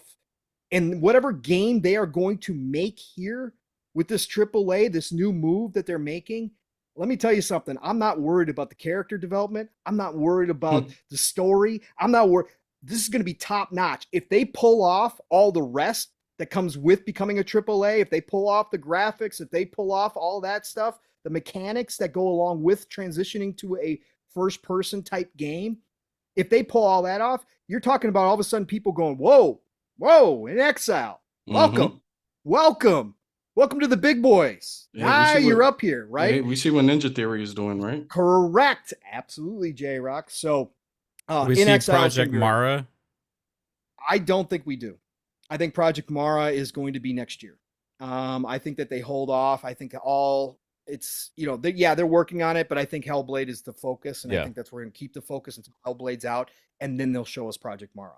So I think that comes next year at the showcase. I think they show us a little bit more Project Mara there. Mav wants them to blow their load just and I agree. Like again, because of what happened last year, I want to see everything. And again, like I said, if I was Phil, I'd give you the whole roadmap through 2028. I could care less. I'd be tweeting out leak screenshots myself if I was Phil, because that's just who I am. But that's not what's going to happen. Compulsion is an interesting one, Mav, and I think that would be on my wish list. I think that my other wish list game here, my other wish list game would probably the Coalition shows us from something from Gear 6. Now that it's all hands on deck, now that we know they canceled their other projects, I want to see Gear 6, the teaser. I want to see the direction that they are taking that franchise after, again, I'm an original trilogy guy. I am the Dark Gears fan. I don't like 4 and 5%. They're good games. Don't get me wrong. They're not bad games by any stretch of the imagination, but I want them to bring this back. And I know the kids are still involved, and I hate the whiny kids, but they are there. But if you bring them to the dark and you make them go through hell and get rid of the robots and get back to more of that horror style, then I'm good. Right, that's what it was. And I'm good with that. So I want to see Gear 6, even if it's just a quick teaser, even if you just give me the title card, I want them there. And then my other big wish would be for whatever id is working on. We need to know what id's been working on since Doom Eternal came out. Yeah. I believe it's a Quake reboot. Right. I don't know. I don't think it's going to be another Doom game. The way they ended the last one, I don't think. Yeah. So I think that we get, if it is the Quake reboot, yes, they have QuakeCon, and that's a big deal. But they've already said that QuakeCon is going to be a LAN party. It's not going to be the norm. Kind of, it's big celebration. There next year they're going to kind of get back to that, but this year it's more like, hey, show up with your PC. We're gonna have a big LAN party. We're gonna play old school. There'll probably still be some news there, but it won't be the big showcase that it can be. So I think that the Quake reboot from id would be gigantic. People don't remember what Quake meant, and yes, the industry has changed. Yes, it's not the same, but if you bring a fast-paced competitive shooter back to this space that is gory, that is different from what people think of when they think of competitive shooters, I think id is the team, obviously, with their pedigree to make it work. And I think that would be gigantic to have Quake back on the map again. So that would be my wish list. I think you guys nailed most of this stuff. If they do have a Marcus Phoenix collection, Jay, absolutely 100%. They got to show it. They got to show it, man. Yep. And again, it makes sense to build a hype towards Gear 6 to get Gears back in the spotlight again. Everybody loves the original trilogy, or not everybody, but you know what I'm saying. 90% of the people love the original trilogy. Our nostalgia is huge for it. If they did remake it from the ground up, bring it to current status, my God. You talking about reopening up all the old multiplayer again and everything with the else. multiplayer? Don't do a Naughty Dog now. No. And take away the multiplayer. No. You got to have the multiplayer. They need that multiplayer in there. They do.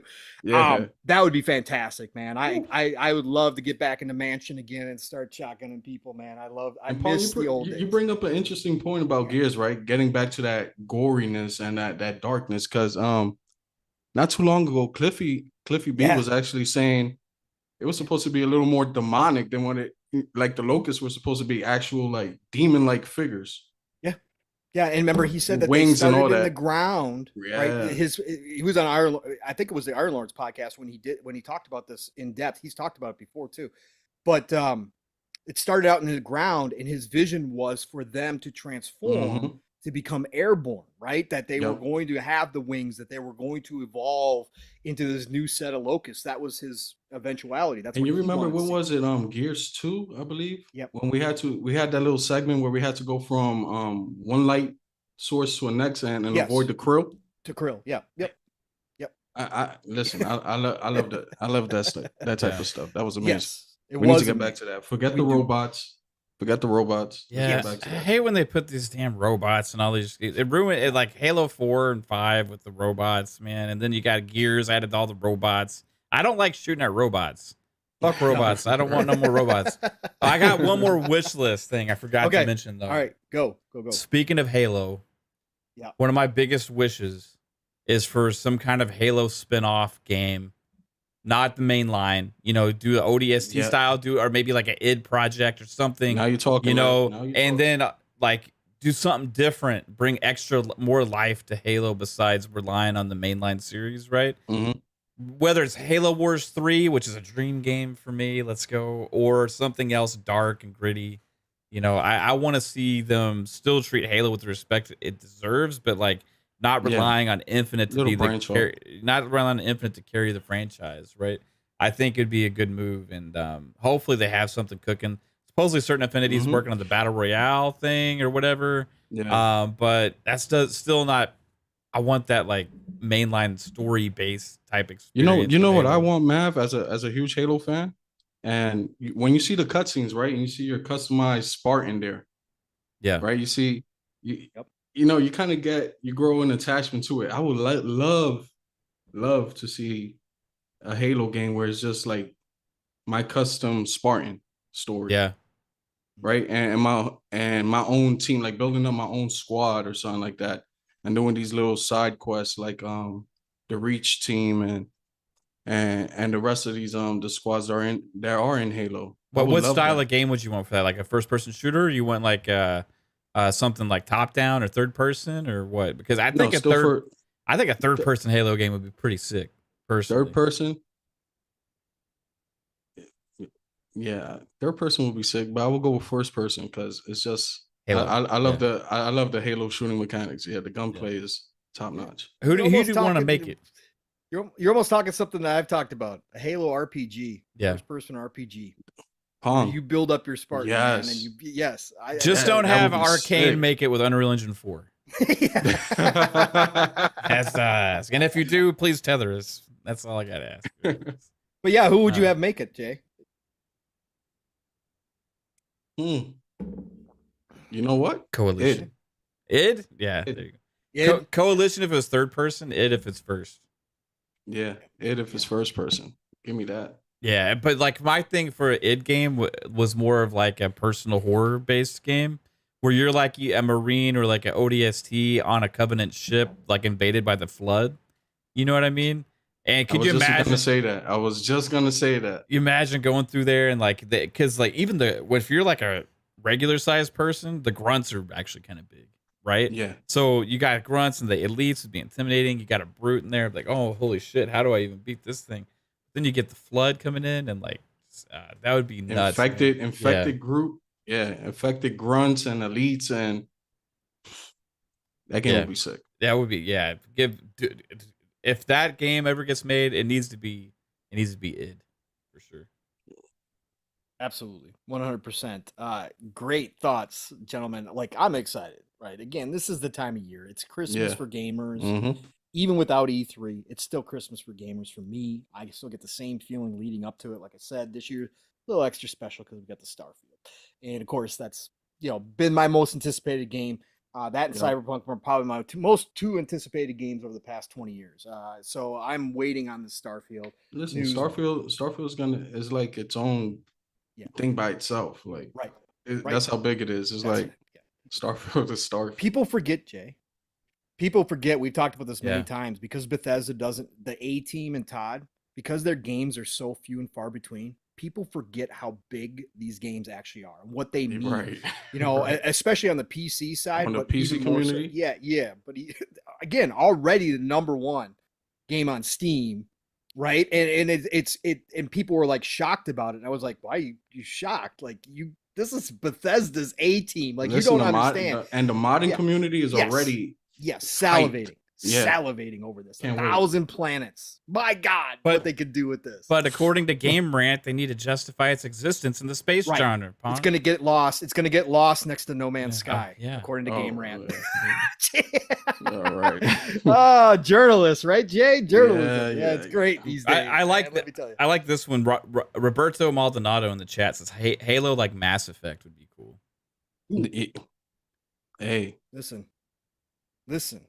It'd be really cool with the That'd be awesome, bro. With the AIs too being a part of the story as well, like Cortanas and recruiting other Spartans somewhere. Listen, we've missed out.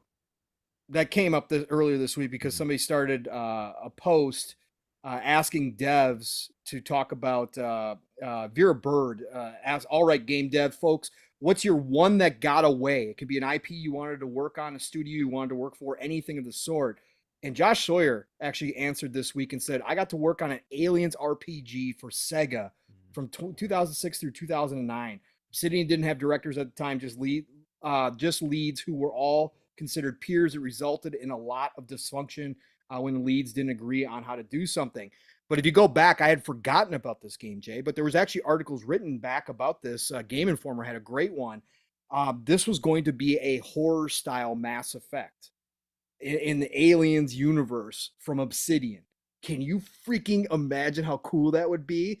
So saying Halo Mass Effect, oh my God, man, you could do so much with it. That would just be, and there's so many studios that you could have do it now. That's the whole thing with Microsoft. And I know this doesn't happen in reality, but they really could go grocery shopping and say, okay, Obsidian, we're going to have this IP. We want you to make this type of RPG. And you've got the studios and devs who could do it now. And Exile could do it too. Yeah. But speaking of the Mass Effect thing, God, that would be amazing because you could have a Spartan, your main Spartan that you create, your Commander Shepard character, whatever, but Spartan, whatever. Yeah. You could go around, travel to distant planets and stuff, looking for survivor Spartans or elites that had converted over to UNSC, to help. Maybe rescue Spartan Locke. Yeah, dude. You could do so much with that story, bro. It would be really interesting. I like that idea. That would be a lot of work though for Microsoft to pull off. And what a lot of people don't know, right, about the Spartan project, Master Chief isn't like technically he is the best of the best, but there's other Spartans within the Spartan program that excel. Yeah. In other categories. They're bigger than John, stronger than John, faster than John. Their marksmanship is better than him. Listen, they could expand, like we were saying, right? They could expand beyond just the mainline Master Chief. Right. Yeah, there's so much untapped lore to Halo. I've always said that, even as a casual Halo fan, as somebody who's not steeped in it, you have a universe that could be as big as a Star Wars, that could be as big. You can tell so many stories within the universe that have never been touched on, right? And now that we're at ground zero, basically, that we're starting over, this is it, the old guard's gone, for the most part, like you have the opportunity now to forge Halo in a new direction or in multiple directions. Yeah. Directions, right. Expand out. And what a name to start with. Again, no matter what anybody wants to say at the end of the day, it's a pillar. It's on the Mount Rushmore of video games. When you say Halo, pretty much even every casual that you ask out there will know the name Halo. You've got a starting point that most games don't. And now you can take it in any direction you want to, multiple directions, different styles of games. Again, the sky's the limit. Yeah. And I hope Microsoft takes advantage of it. I look at it like they should treat it like that Lucasfilm does with the Star Wars games, you know? Correct. But like, but the thing is, games? Xbox has so many first-party studios. You could go to so many, but if you even go beyond that, they could reach out to one-off third parties as well. You know, give us your ideas for Halo. Yeah. I said that from the beginning. Give us your ideas. Throw it. There's got to be some of the best, that want to some of the best Star Wars stories, right? Gaming wise, are in mainline stories. It's Knights of the Old Republic, right? Right. It's Star Killer. Right. Right. These stories aren't mainline movie stories, right? Yep. No. Jedi Survivors now going to be the next one. And it's right? from Absolutely. all different devs and all different visions, right? That's what you want. Look what's carrying the franchise now, The Mandalorian. Right. Grogu. Right. Right. And they can't say, oh, they're afraid Halo might not succeed if it's not a Master Chief game, because a lot of Halo fans' favorite Halo game, or at least at the top, is going to be Reach. Right. Yeah, that and ODST too, which you weren't even playing as a Spartan in that game, right? Right. So there's so much room for them. Halo Wars, you know, like as well for RTS fans. There's so much opportunity there that they just don't take advantage of. So I'd love to see. That's a perfect example of what Jay was just talking about. Halo Wars 2 wound up with one of the best stories, one of the best antagonists ever created in the Halo universe by a totally separate team, right? By Creative Assembly. That had nothing to do with Halo originally at all, in a totally different genre. And you wind up with some of the best CGI, one of the best in-game stories anybody's ever been told out of the Halo universe. Right? And that story actually set up all the events from Halo Infinite. Correct. Correct. And that's why I say go out there, see who wants to make a Halo game, see what ideas you get, even if it's off the wall. Like, oh, I never thought of Halo being like this. Right. Listen to the story, listen to the passion behind it, because it might wind up being the spark that reignites all the fire again in Halo. You just never know. And that's what I think they got an opportunity to do now. Because now, expectations, nobody's got any right now. Nobody knows what's happening. So now you don't have that, weight on your back, that gorilla on your back all the time, that, oh, we got to do this with Halo. We got to. Now, everybody's like, I don't have any idea what you're going to do, but do something. Do something. And why not? Why not start fresh?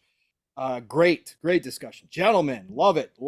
This is why we love this show. Love when me and Mav get to sit here and BS and go off topic, and Jay, adding you to this mix is always great, man. And I love that, man. That was a great topic. Big news today, folks, for Diablo 4 fans. Let me tell you something. We started getting hints that Diablo 4, we knew that there was a dev kind of diary today, that they were going to deep dive what they learned from the beta today. They had announced that a couple weeks ago, that they were going to have this show. But then they started getting some smoke over the past couple of days that there was going to be a little something extra special. And it really culminated last night with a lot of speculation on Twitter. If you were following things, Rod Ferguson was stoking the flames out here, all that good stuff. So they had their dev diary, and I'm going to read through. If you didn't get a chance to watch it, I'll read through what we learned today, because they went in not only on the beta stuff, they talked about the end game, they talked about the Paragon, they talked about a lot of different things. And this game just got bigger and better, in my opinion, than I even thought it was going to be. And I predicted that this is the #1 selling game this year. My prediction's looking better and better. Yes, Zelda is going to sell a crap ton. Okay, there's no doubt about it. Zelda is going to be that. Spider-Man 2 is going to sell a lot, but if it drops in September, you only talk about 3 months. Diablo is going to have 6 months, right? So that's why I still think it winds up being #1 this year. But man, what they talked about today was great. But before I get into that, if you weren't paying attention, maybe you played the open beta, maybe you played the closed beta, maybe you played both, maybe you missed them. Guess what? You got another opportunity coming up. May the 12th through the 14th, they are doing a slam the server beta. They want as many people. This is going to be wide open to whoever wants to jump into Diablo 4 beta. They're going to level cap it at 20 this time around. You will have the opportunity, if you did not earn the Wolf Baby Pack and the other things that they were giving you, you will have the opportunity this time to go back and earn it again if you hit level 20. They are also, if you beat the world boss this time around at level 20, they're also going to add in for the full game. You are going to get a mount, a special mount this time around. So they are going big. They want as many people in here as possible to test those servers, to stress them out so that we don't have a lot of issues day one. Let's be real, there's still going to be issues day one. Yeah, there's going to be issues. Yeah, it is what it is. But they want to make sure that they are in the best position to handle them. So May the 12th through the 14th, open beta, Diablo 4. I'm jumping back in again. I don't care. I miss it. I'm addicted. This Diablo is everything I ever wanted in a Diablo and more. And now with what we talked about, or what they talked about today and we learned today, it's getting even bigger. I know, Jay, you didn't have a chance to watch it. I know Mav didn't have a chance to watch it. I watched it while I was at work. I got to go back and rewatch it again. It was almost an hour and a half long. They talked a lot. This is how you do it, folks. I was in the DMs, PTK, Blam, shout out to brother. He and I were going back and forth about this. If you're going to show off your game, if you're going to pump one of your big games and you want to get people excited and you want to be transparent about what's going on, Blizzard right now is setting the mark for everybody. Like, this is how you do this. Diablo 3, again, for people who don't remember, it's a 360 PS3 game, okay? That's how far back Diablo 3 goes. Different time, different era, didn't hit the way Diablo 2 did and what they were expecting, but still to this day, they are supporting Diablo 3. They are on like season 28 or 38 or something crazy. They're still supporting that game, and they made it a much different game than it was when it launched. However, with Diablo 4, they are doing everything by the numbers, and they are coming through in spades by going back, listening to the community, taking influence from other games that have now come along and changed that genre. Diablo set the bar for that genre. Diablo 2 made that genre what it is. Other games like Path of Exile have come along and expanded upon that and found their own fan base. The guys over at Diablo, or over at Blizzard, the guys and gals over there, they weren't too egocentric to say, oh no, we know how to do it best. They actually went out and looked at this. You can see the influence from those types of games. But they also said, no, we know how to make a Diablo game. Let's go look at what we missed on Diablo 3. So what we learned today, I'm going to give this breakdown from Windows Central. Shout out to Jennifer Young, who put this together. Blizzard just aired a 90-minute live stream detailing what we can expect from the Diablo endgame when the base game releases in June. We now have more information about Nightmare Dungeons, Helltide events, and Paragon boards. Blizzard also announced another beta test with their recently implemented changes. This will take place May 12th through the 14th. She goes on to say, since the beta was one of the most pressing questions on fans' lips, what will Diablo Endgame be like? Well, in their commitment to transparency today, we had another developer live stream specifically around what to expect from Endgame activities in Diablo 4. Blizzard got Riker on board, who is a big Diablo streamer. A respected member of the Diablo community and popular Diablo content creator, to discuss exactly what we'll be doing with our time in Sanctuary when its story has come to a close. Level 50 and Capstone Dungeons, World Tiers 1 and 2 are open to all players, as we found out during the beta. When players hit level 50, they will be able to adjust the world tier to Torment, the third level of difficulty. But first, we'll need to complete a Capstone Dungeon to prove their worth for this extra difficult setting. Many veteran Diablo players may have lamented that the veteran tier 2 difficulty was a cakewalk, but Riker was quick to point out that he got his butt handed to him for swanning into world tier 3 unprepared. Heed his warning. Yeah, they let Riker play high level content while he was there before they did this thing, so he got to talk about it a little bit. The Capstone Dungeon itself should be sufficiently challenging enough to mean you won't just want to dive in Leroy Jenkins style when you hit level 50, but first ensure your build is viable. Passing the dungeon will be a satisfying achievement. From World Tier 3 Nightmare, new and rarer items will drop. The world will be more challenging and aggressive, and you will need to constantly improve your gear to survive. Riker confirmed he definitely felt an increased hostility of Sanctuary when raising the difficulty level. It wasn't just a case of higher damage numbers, but an increased feeling of danger. Yeah, they went into that. They didn't just want to create spongier enemies. They didn't just want to do a numbers game.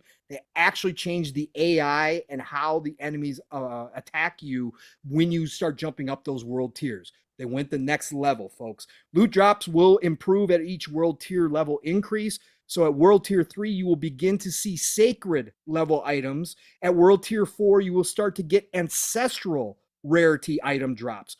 So yeah, again, we're not just going to be fighting over the same loot like we used to. We're now talking about extra special gear as you move up through these levels. This was freaking fantastic.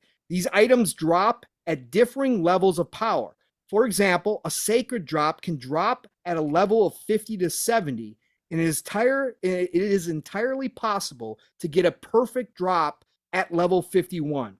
So I was telling Matt behind the scenes. So you might find a sacred level item that's level 50, but that item's power level is going to carry you through like level 70. So you'll be able to keep using that item. So again, we're not going to be necessarily, again, these are going to be rare drops, but when you find them, they're not going to necessarily be something that you just have to change out because now you're level 55 and it doesn't matter anymore. It may have the power level to keep working for you through your entire build, which is freaking awesome. I love this idea. Legendary powers are attached to legendary items and are designed to appear on multiple slots. The same power can appear on an amulet, gloves, or boots, for example. These powers can be extracted and put onto another item, which we knew. To truly customize a unique build. More powers become available as you increase difficulty. Yes, you can become a permanent werewolf if that's your playstyle. They confirmed that. They are going to have an item that will make you as a druid a permanent werewolf. So everybody was asking that. Guess what? Yep, that's possible. A point of interest in the items displayed was that Shaco is back. The legendary hunt for Diablo 2 Cap of Dreams lives on in Diablo 4. They said they're going to have other items from the past as well show up. So anybody who's big into Diablo, you will see some of those favorite items. I don't know why my camera turned off, but welcome to technology. Anyways, so they're going to have some favorites come back in this as well. This is just one of the few items that will be making a comeback for fans. The developers took a moment to point out the UI changes made to the text and layout for the equipment following feedback from the beta. Originally, they focused on readability, but the community felt strongly that the font resembled a mobile game UI. So this has been tweaked to more stylized. Helltide is a random world event that can occur from Tier 3 that players will want to farm. The sky turns red, blood rain pours down, and new monsters appear to slay for cinders, which is a different type of currency that you can earn in Diablo 4. Helltide caches will be scattered around the infested area, and each one will have a specific cost and drop certain items. So you may want to hunt down the cache that drops boots if you need to upgrade that slot. The Butcher and other fearsome bosses will also show up during Helltide. The stakes will be high. If you die, you lose half your cinders. So don't get greedy. Helltides are active for around an hour in different areas. If you don't spend before the end, you lose your cinders. At the beginning of Helltide, you may want to scout where the caches are that you're interested in before you start farming. Helltide will be a great activity to farm crafting materials as well as loot upgrades as specific crafting materials only drop in this activity. Nightmare Dungeons, a key mechanic in the gameplay loop with any great dungeon crawler, is replaying the dungeons at higher difficulties. You encounter nightmare dungeons for which nightmare sigils can be used to open up portals to a side dungeon, a dungeon within a dungeon. You collect sigils by completing the Whispers of the Dead. They will modify the way the dungeon behaves and the strength of the enemies you encounter. The higher level of the sigil you use, the tougher it will make the dungeon. At the end of a nightmare dungeon, you will be given the opportunity to upgrade your Paragon glyphs, which are socketed into your Paragon board for extra power. Sigils can be salvaged and broken down into crafting materials. Create sigils you are more interested in using. Nightmare dungeons will push in difficulty past level 100 to level 150. So level cap is 100 in this game, folks. They're going to have enemies at a level 150 in some of these nightmare dungeons. I'll stop there so we can get on a discussion. They also talked about the Paragon levels. They made it clear the Paragon board where you get to choose kind of the direction of your chosen character build. They said that you can have 2 sorcerer builds exactly the same up through level 50, same exact powers. When you get into Paragon, those 2 people could split in completely different directions and have totally different builds at the end of the day, which is awesome. Again, flexibility. What you want your main to be is what you're going to be able to decide through the Paragon. Really interesting. Go watch this. Again, well worth the 1.5-hour investment. Lot of information given. Jay, Diablo 4.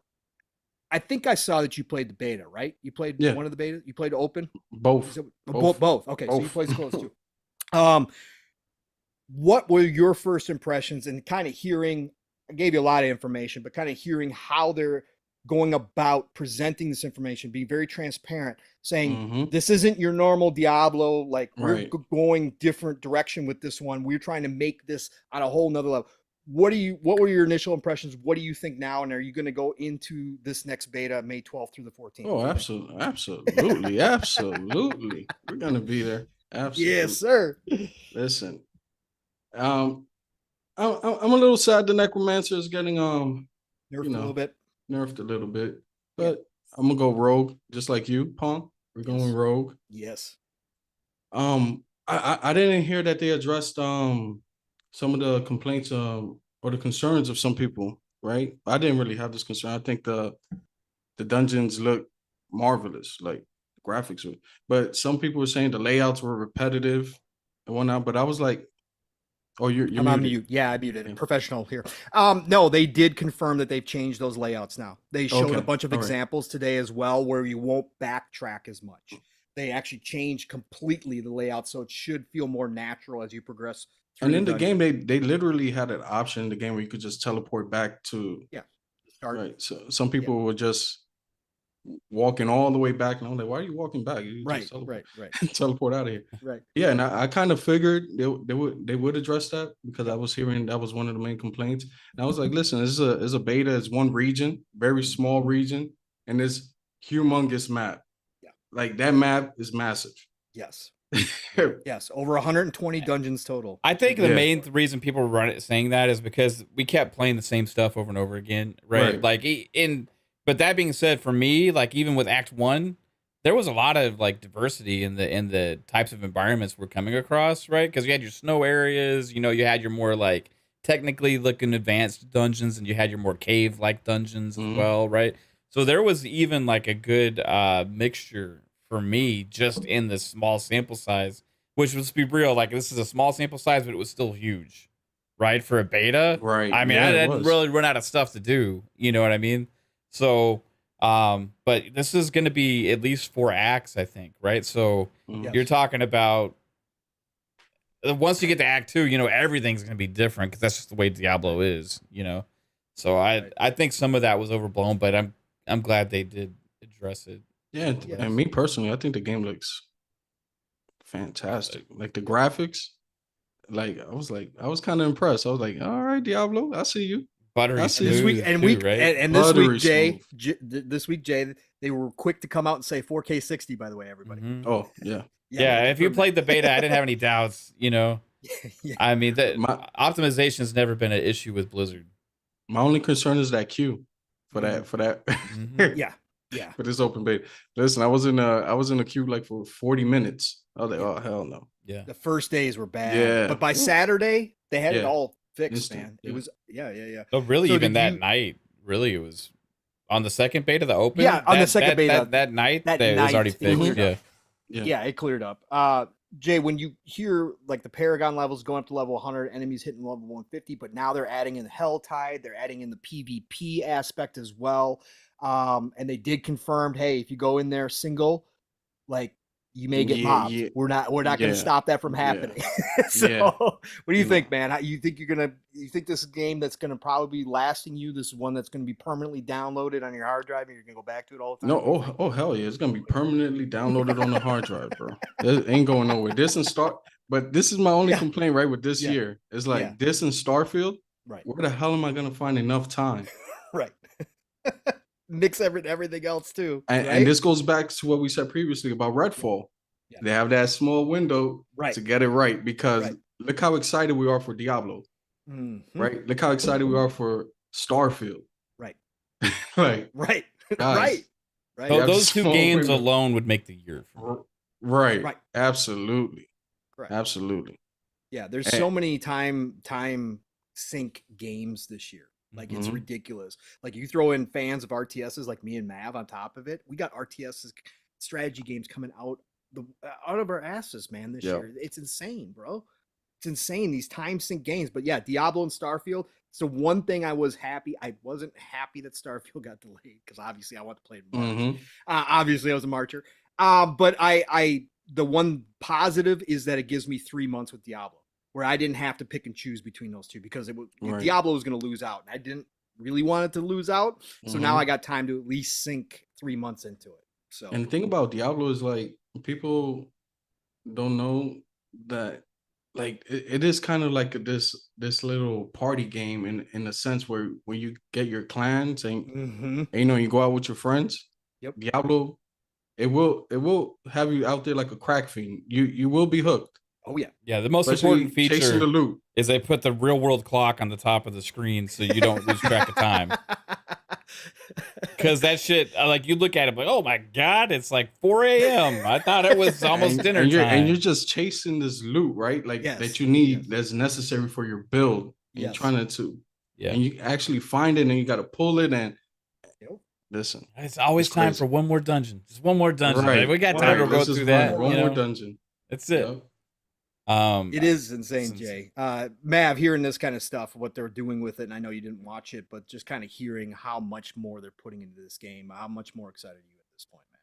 This is the deal. I didn't need any information. They could have kept everything exactly the same as it was in the beta, and I would have been 100% sold. The fact that they are improving upon things is amazing, but this shit is fire. It is going to be installed for 10 years on my gaming consoles. I mean, it's just what it is, And it's going to keep getting better. The in-game stuff has me hyped, because the one thing you talked about, and this is the most important thing for me with what you said. The other stuff is just like preference, right?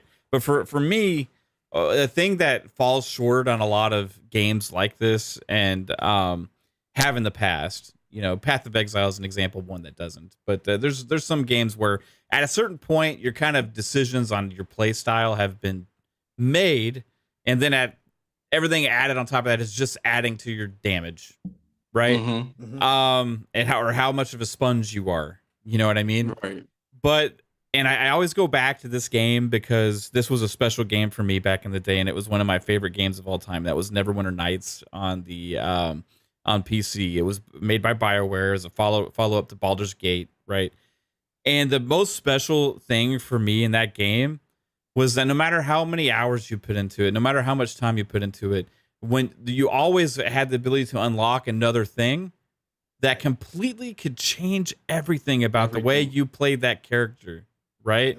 So then they brought out like subclasses and stuff like that with expansions, and they kept expanding upon that. So it was like, when you hit that like level 50 or whatever, and you go Paragon, right? And you think you're cemented with this build, and then you have character defining decisions to make that completely differentiate you, right, from the rest, and make you have to make those tough decisions about which direction you want to go, adds weight to everything that you've done along that way to make you not feel like you wasted your time. Yeah. You know what I mean? So at some point, these games get like, well, I'm just doing the same thing.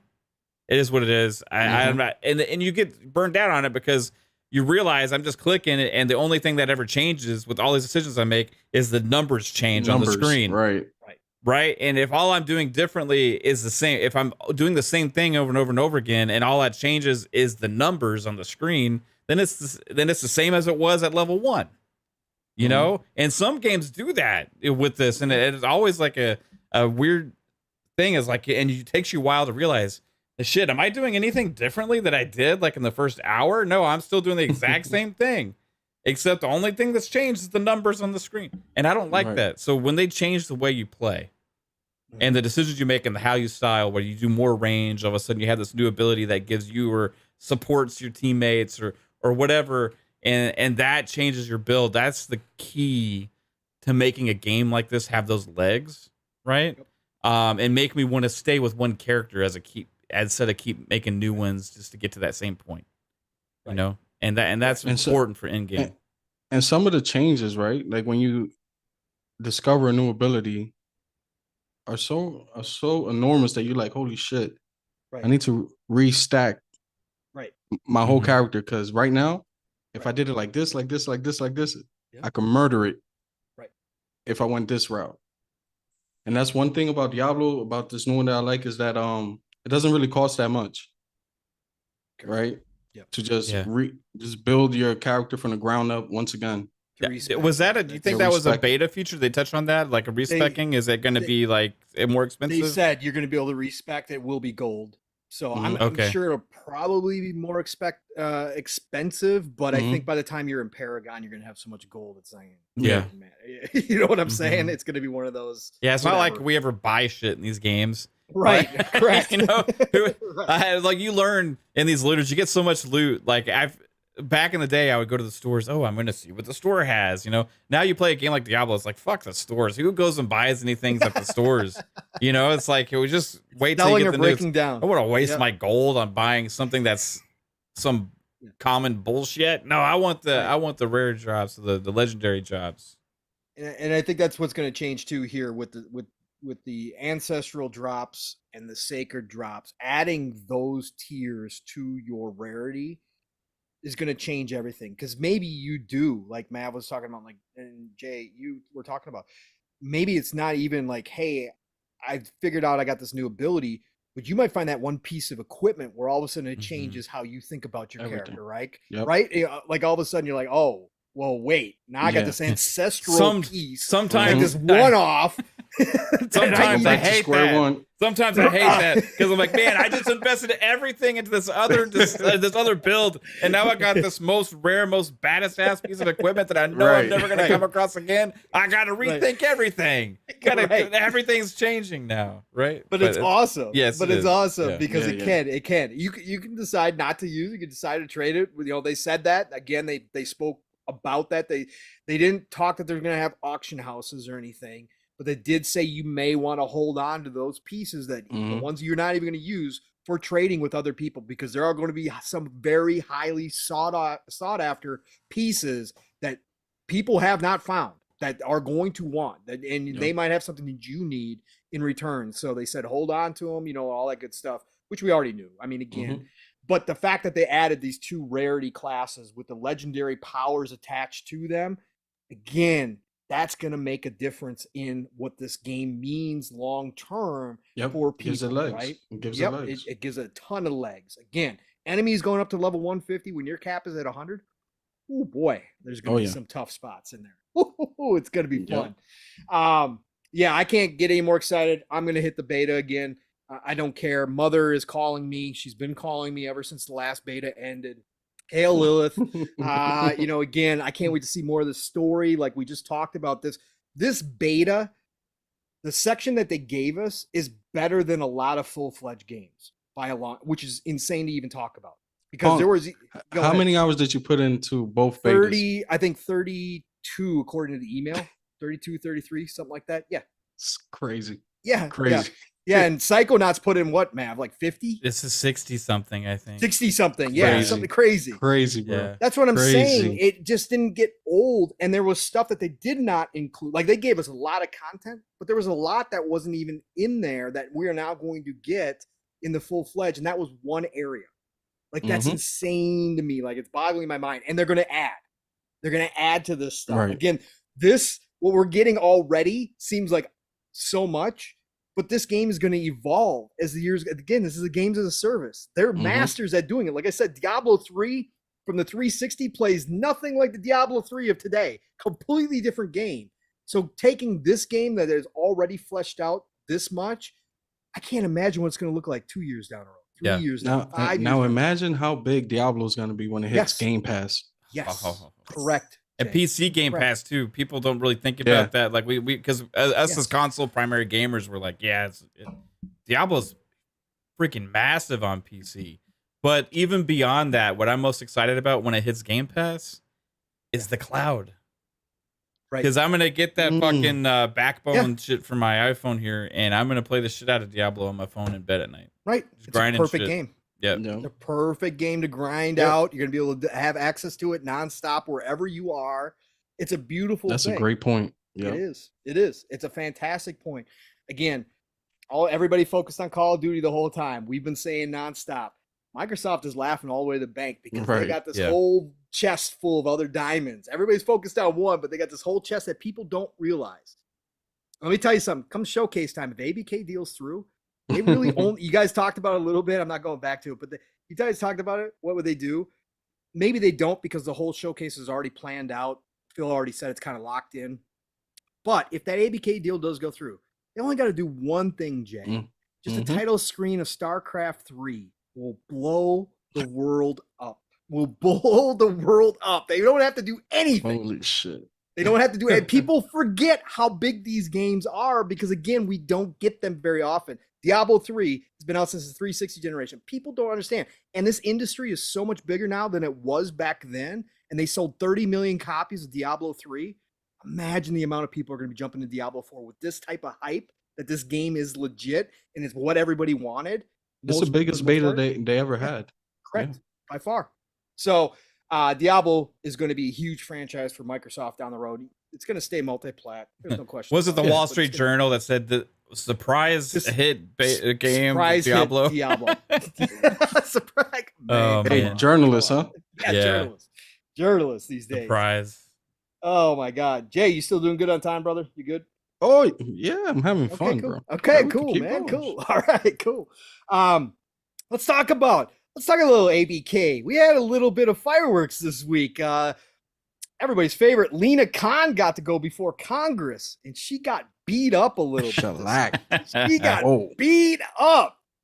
Listen, for anybody who doesn't know, it wasn't specifically about ABK, right? A couple of the Congress people did bring it up in conversation, asking her questions, but they brought her here because of how she's been running things, because the two Republican members left.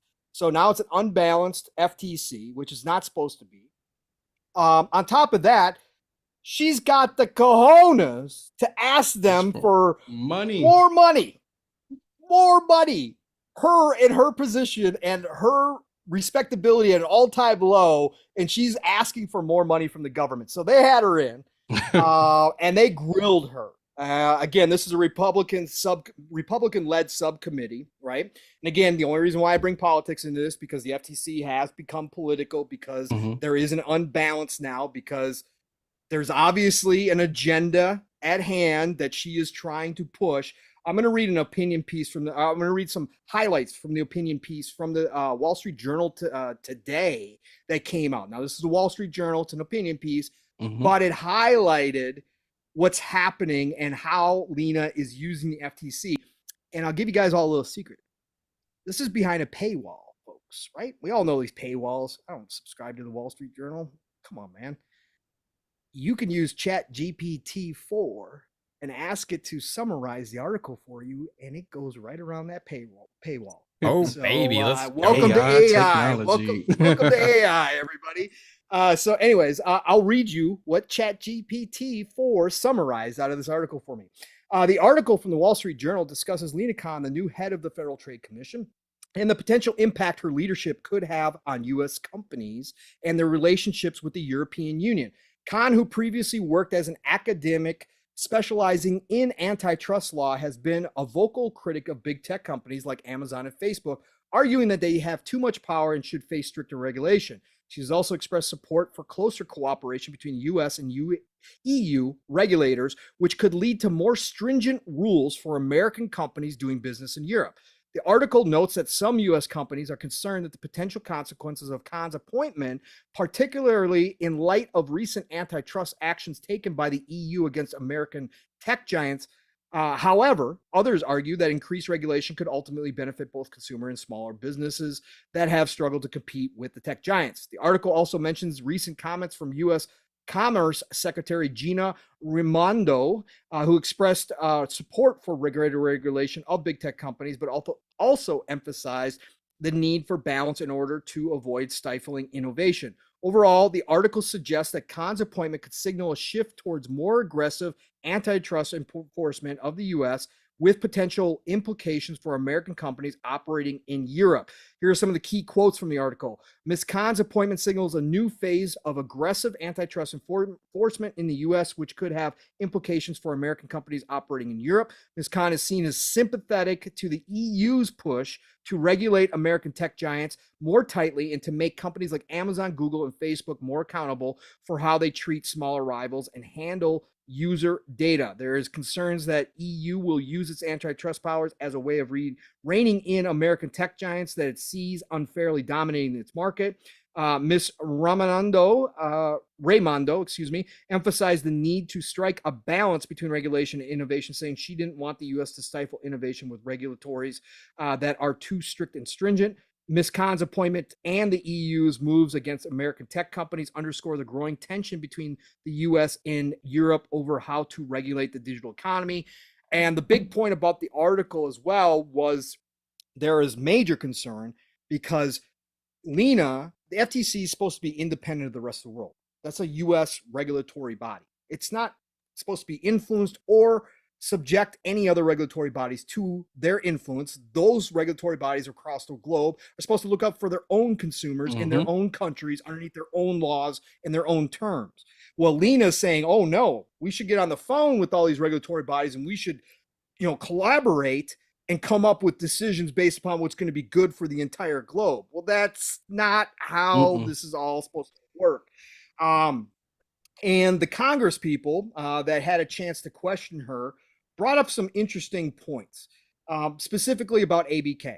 They asked her pointedly why she was choosing to listen to Sony and seemingly side with them favorably in a decision against an American company like Microsoft, who was simply in an industry dominated by Sony and by PlayStation, right? Multiple of the Congress people asked her this question. Of course, she dodged it. She went around it. She didn't really have an answer. Yeah. Right. We didn't. We listen to everybody. You know, it's just important we listen to people within the industry. We base it based on the facts and the law.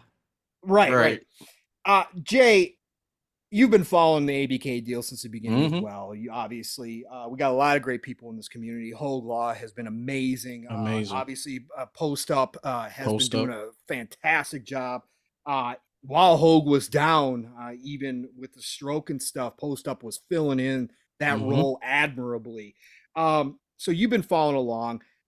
All of this leading to this point where now we know the FTC's argument is the weakest it has ever been. And now you got Lina Kahn in front of Congress people not answering questions, avoiding questions directly asked of her about the ABK deal. Obviously, the Congress people know what's up. Microsoft has been doing their work in the behind the scenes. Where are you feeling right now? Just your personal feelings, Jay. Let's say this, we're going to get news next week. Supposedly, we're going to hear definitely from the CMA and their final findings. It sounds like we're going to get a real good indication of where they're going next week. Yeah. EU is going to be a little bit later, potentially in the beginning of May. They have until the end of May, but most people are expecting some decision earlier than the end of May. Where are you at with the FTC specifically and Lina? And do you think that they back down at this point, or are you on board that Lina is that narcissistic, egotistical? She's going to keep going. What do you think? No, I don't think so. I think she backs down, approves the deal, and goes back and gets a little request of money. Okay, so you think this is going to be a little trade? Yeah, right, a little trade. Okay, I like it because listen. They brought up a little naughty word in politics, and is collusion. Yeah. Oh, listen, you know how the American politics don't like that word, Collusion is a very naughty word. Let me touch on that, Jay, real quick, because what they talked about, and this wasn't about the ABK deal specifically, but they brought in the FTC under the law has the ability to bring in outside experts, quote unquote experts, right? And they bring them in unpaid to advise them on different deals and different points of law and that kind of stuff when they don't have knowledge. They asked her specifically that they've asked her for the communication between her and these experts, not just in the ABK deal, but across the board. And it was, like you said, insinuated from a couple of the Congress people that because Lina said, well, we handpicked those people. Mm-hmm. And the Congress people were like, so you don't make this position, this request public, you go handpick these people. And Lina's like, well, yeah, because we need specific, points of interest, and we got people that are earmarked for this and all this kind of stuff. And one of the Congresswomen brought up, and she said, well, that leads it open to fraud, collusion, all these different words like you were talking about, Jay. And it was very interesting. And at that moment, when I saw that clip, I was like, wouldn't it be great to see what experts they brought in for the ABK deal? Right. Wouldn't it be great? It would be hilarious if it was some of the ponies on Twitter that they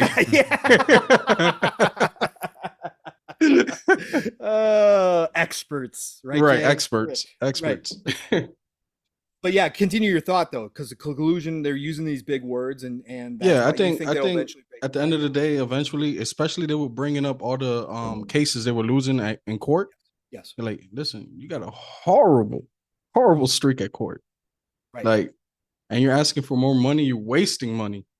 Correct. Right? With all these taking all these cases to court. So I think at the end of the day, she's just gonna accept it with some conditions and go back to Congress and get her little money, and that's it. Pretty much, man. Just push it through. I like it. Yeah, at the end of the day, the deal goes through, right? So, yeah. But you think they're going to back down? Okay, all right, fair enough. I think at the end of the day, keeping her position, her power, getting more money outweighs a Microsoft Activision deal at the end of the day for them. Right, a video game deal at the end of the day. Yeah. Mav, kind of seeing Lina get beat up pretty bad. Again, I don't think there was any way to look at this other than she was put on the microscope. I mean, I think at the end, they stated you want us to give you more money, but we have this huge list of questions about what you've been doing. Like, this is like, really? Yeah. You walked in here asking for more money. What do you think, Mav? You think the FTC backs down? You think Lina gives this crusade up at this point, like Jay says, and says it's not worth it? Where do you think? This is one of those instances I wish the Congress people had more time. Instead of they're like, you have like 20 seconds. I'm like, damn it, I want give me like 20 minutes, please, because I want to grill her ass. You can tell they wanted to follow up, but they didn't have time to follow up. Lulu. So they asked this question, which was at times a really good question, right? And then they weren't allowed to follow up at all, right? Because they didn't have enough time to follow up with their questions. Right. So it was just like horrible answer back from Lina. Then it was like, okay, thank you. I'm like, come on, you know what I mean? Like, you want to say something more. So it was a grilling though, and it's like, can I please have more money to waste from the U.S. government, please, on this horrible idea that we have that's getting us nowhere. In fact, actually, we're losing power because the Supreme Court stripped it away. Can we have more money for that? So, because it's just like, why not? You know what I mean? That's like their argument, and I felt like to the point of like J-Rock saying like, hey, maybe they do actually end up going along with this and stop this whole fiasco.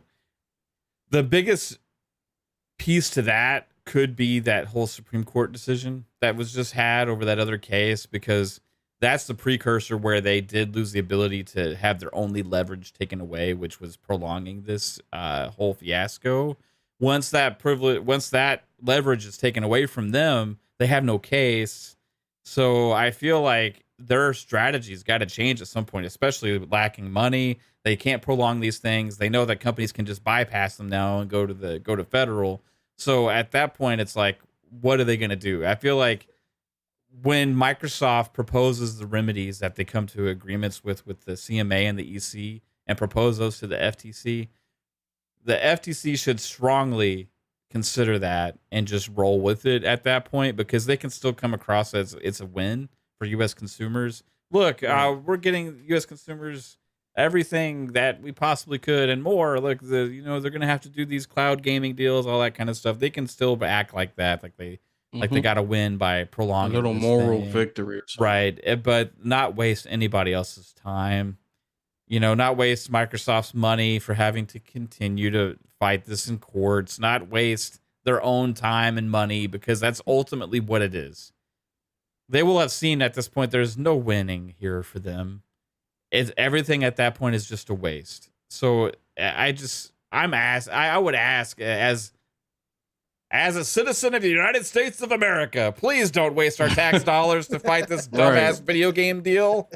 You know what I mean? Like, come on. Like, there's bigger fish to fry. There's more important things out there that affect all of us, rather than Call of Duty is going to be fucking exclusive or not on a subscription service or whatever. I mean, it's just I told you a long time ago, Pong. I thought the whole thing was ludicrous. This much stink made over a video game deal to begin with. It's entertainment. You know what I mean? This is not a crucial necessity part of our lives. It's not going to cause any of these businesses to go under. It's helping the employees of ABK. They're done. They're done. Jim said it was on Digital Foundry. Not even Microsoft is going to be their doom. Jim said, well, we can't survive if Digital Foundry gives us a negative review on a game and they say that Microsoft looks slightly better. We'll never recover from this. Come on, Jim. That's some weak shit. The best was the giant bomb. The giant bomb quotes that they pulled out from a chat log from like 10 years ago. Right, it said, 10 years people ago, care. Message board. People, message board, a giant bomb. People care. And people say Twitter's not the real world within gaming. We're just a small piece of it. Well, according to Jim, it's fucking everything. You know what I mean? It's like Twitter's everything that matters now, because he's just taking all these talking points and stuff. It's just like, it's ridiculous. I gotta say, Lina looked like a moron sitting there being like, yeah, we just go by the facts and the law. I don't know what else to say. Next question, please. And it's just down the line. And I think she just got handed to her. I'm hoping, because I didn't watch like the whole thing, right? So I didn't see the questions that were asked that were not from those Congress members, and I'm betting it was very partisan with the questions that were asked, Republican versus Democrat, and the kind of things that were being said. I believe the ones that we saw for the most part were Republican Congress members, right? So I don't know really what the Democratic Congress people. They probably said, "Great job, Lina, you're putting up a good fight. Let's give them more money." I don't know what they said, but I would just I don't know. Yeah, they were softballs from the other side.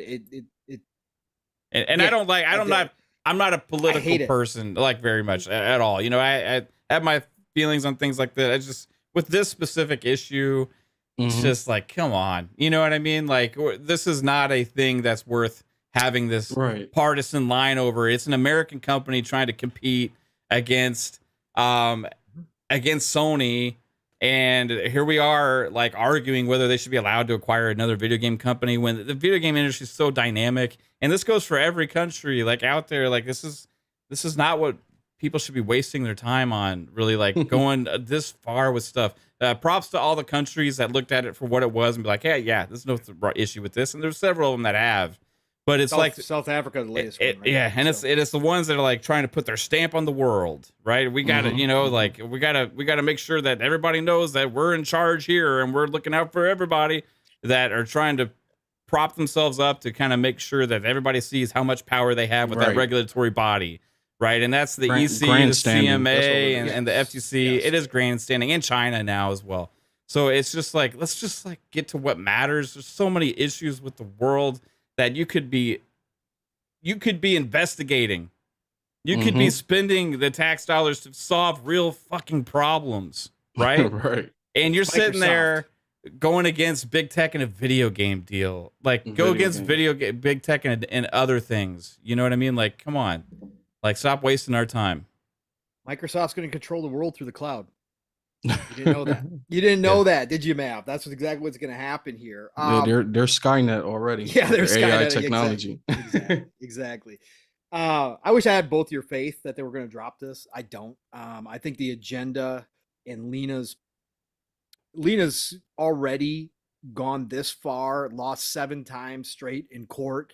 I don't think she stops here. I think she tries to push this. Now, Microsoft, with the Supreme Court ruling in another case, does have a way to kind of push this forward, get it to the federal courts faster. Again, it's a losing case for the FTC. There's no question. I've said it from the beginning.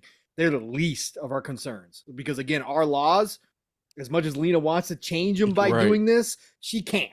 Okay. And again, when it gets to the courts, it really doesn't matter. She may find one needle in a haystack judge that's favorable, but then Microsoft just brings it to another judge. And again, 99 out of 100 judges are going to say, yeah, no, the laws aren't written the way you think they are, Lina, or the way you think they should be. That's not how it works. We're going to follow the guidelines that have already worked for this long. Go get them changed through the proper channels. Right? That's a legislative process. That's why we have that in this country. So one person can't decide to all of a sudden change everything, how it's all done. That's not going to happen. So she's going to lose. FTC is going to lose again in this case at some point. I just think that she continues to push forward, waste everybody's time, waste everybody's money. And again, if that costs her job at the end of the day, she'll go down with, I fought the good fight, y'all. Right. I think that's the type of person she is, right? And I think that that's why this will continue on. But we should, again, time frame wise, it should not be as long as it once was looking, because Microsoft now does have a way to force this to the federal courts. And again, hopefully they just 99, they get one of the 99 judges, and the judge is going to be like, yeah, no, FTC, you got no case here. We're done. We're done here. You know, it's over with. And so I think that'll go through sooner than later. But CMA, EU are the two big ones first. Once those clear, again, China's still kind of hanging out there. They are a requirement of the actual deal between Microsoft and ABK. China does have to pass it. Yes, China could hold this as a kind of a chip. Use it political. Chip, use it politically. But I think they get it resolved at the end of the day. I don't think China's going to hold this up any longer. I think it's the FTC that'll drag their feet, but I think Microsoft forces it, and we get this issue resolved, and it's over with. Again, ultimately, we've all been on the same page. This deal goes through. This deal goes through one way or the other. Speaking of acquisitions, again, we are non-console centric here, so we do talk everybody. Well, guess what? Sony made another huge organic purchase today of a studio that they've developed a relationship with. They're like 15. Oh, no, that's organically. Not what happened. Organically. That's not what happened. But Sony made an acquisition today, folks. If you weren't paying attention, they purchased Firewalker Studio. Who? Yeah, who? Firewalk Studio. If you haven't been knowing, they already had a publishing deal. This is a studio that was made up of former Bungie developers. I believe the studio was opened like 4 years ago, I want to say 5 years ago. It was opened. Sony instantly entered an agreement with them to start developing a shooter, games as a service shooter back then, and they were going to publish it. It was going to be exclusive to PlayStation, obviously. Well, they just bought them today. So again, we already know this is organic according to some people, which it's not, but it is. But what I wanted to get into here is Benji Sales. Shout out to Benji, who does a great job putting out a lot of facts every day and every week on Twitter. He made a list today, gentlemen. He said confirmed PlayStation live service multiplayer games in development. Naughty Dog, of course, with Factions, The Last of Us. Firewalk Studios, AAA, PlayStation 5, PC, brand new shooter. Bungie's got a new IP in the works as well. Deviation Games has a new IP under development for Sony. PlayStation London Studio, an online fantasy combat game. And, of course, Haven Studio, which was another one of their most recent purchases. A new AAA IP that is going to be a games as a service. Now, we already knew they had, 10 to 12, according to Herman Holst, 12, games. Yeah, 12. So right here, we've got, 6 of them confirmed from these different studios. Jay, we've talked about this a lot, Sony having to change their ecosystem as well, right? As we move forward, they can't. Jim came out and said it himself. And again, whether you believe him or not, whatever, he said it. So we're going to roll with it, that obviously their first party, third person, over the shoulder action, single player, narrative heavy games aren't making the money. It's the Call of Duties of the world, right? And it is their third-party deals where they filled a lot of diversity in their game lineup because they were pretty much, again, there is those outliers, your Ratchet and Clanks and that kind of stuff, but they had focused primarily on what was most successful for them and had ignored all the rest. So you see this list, you see them go buy Haven, you see them buy Firewalk. Jay, are they too late to this party? Do they have enough time to make this transfer? Do you think that they succeed with any of these? What do you think, brother? That's very interesting because I'll say this. Are they late to it? No, for a person like me, I own the PS5, right? Yep. I love this transition to multiplayer because I'm a multiplayer guy. Right. But the issue is this: are the core owners of the system, right? Because they've been conditioned for a whole generation on these third-person over-the-shoulder games, right? Right. Will they make the transition to support these, right? To support these games, right? Because we've seen in the past that outside of Destiny and Call of Duty, like those multiplayer games over there don't really get supported like that. Right. So and one thing that PlayStation has a knack for is killing off multiplayer franchises when they don't succeed, right? Or they don't meet the certain standard. They just kill them off and throw them aside, like SOCOM. Right. Yep. The Resistance, the Kill Zones. So I think they have to do it on Pong because I think they want to offer their customers something similar to Game Pass. Right. And you need these sort of games to keep people subscribed to the service. That's the issue Ubisoft is having now. Right? Most of us are saying we're not going to subscribe to this right now because the games they have, we probably already own. Right. And and they'll run into the situation where you only subscribe for a month for that one game. Right. Play it, unsubscribe, and wait another 2 years to subscribe again. You can't be successful doing that. And that's where Microsoft is excelling at, coming in with these games as a service, the Halos, the Forzas, the COD. Now, if this deal does go through, listen, COD alone is gonna keep you subscribed to Game Pass, right? You're always gonna be playing it. So I feel they have to make this transition. Is it a little too late? Only time will tell. Yeah, and that's fully dependent on the PlayStation customers, on the PlayStation fans, if they are willing to transfer over to this new face of PlayStation, the games as a service. Right. Do I think they're gonna do it? I don't think so. I think it's gonna be a little rough going in there in the beginning. Try to convince that fan base to leave those third person over the shoulder games and just dive into these sorts of games. Like I seen some of the leaks of the Guerrillas multiplayer. Yeah, the Horizon supposed. Right. That's not it doesn't look like Burning Shores graphically. It looks kind of more like a Fortnite. Right. Are they gonna go for that? Right. I don't know. I don't know if they're gonna go for that. So only time will tell. But I feel they have to make this move. They have to. Yeah.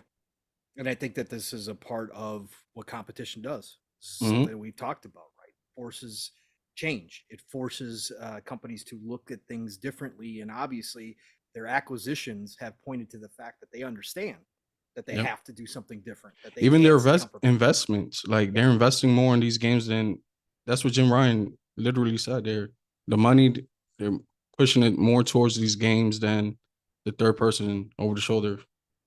Right. Sad dad games. Sad dad games.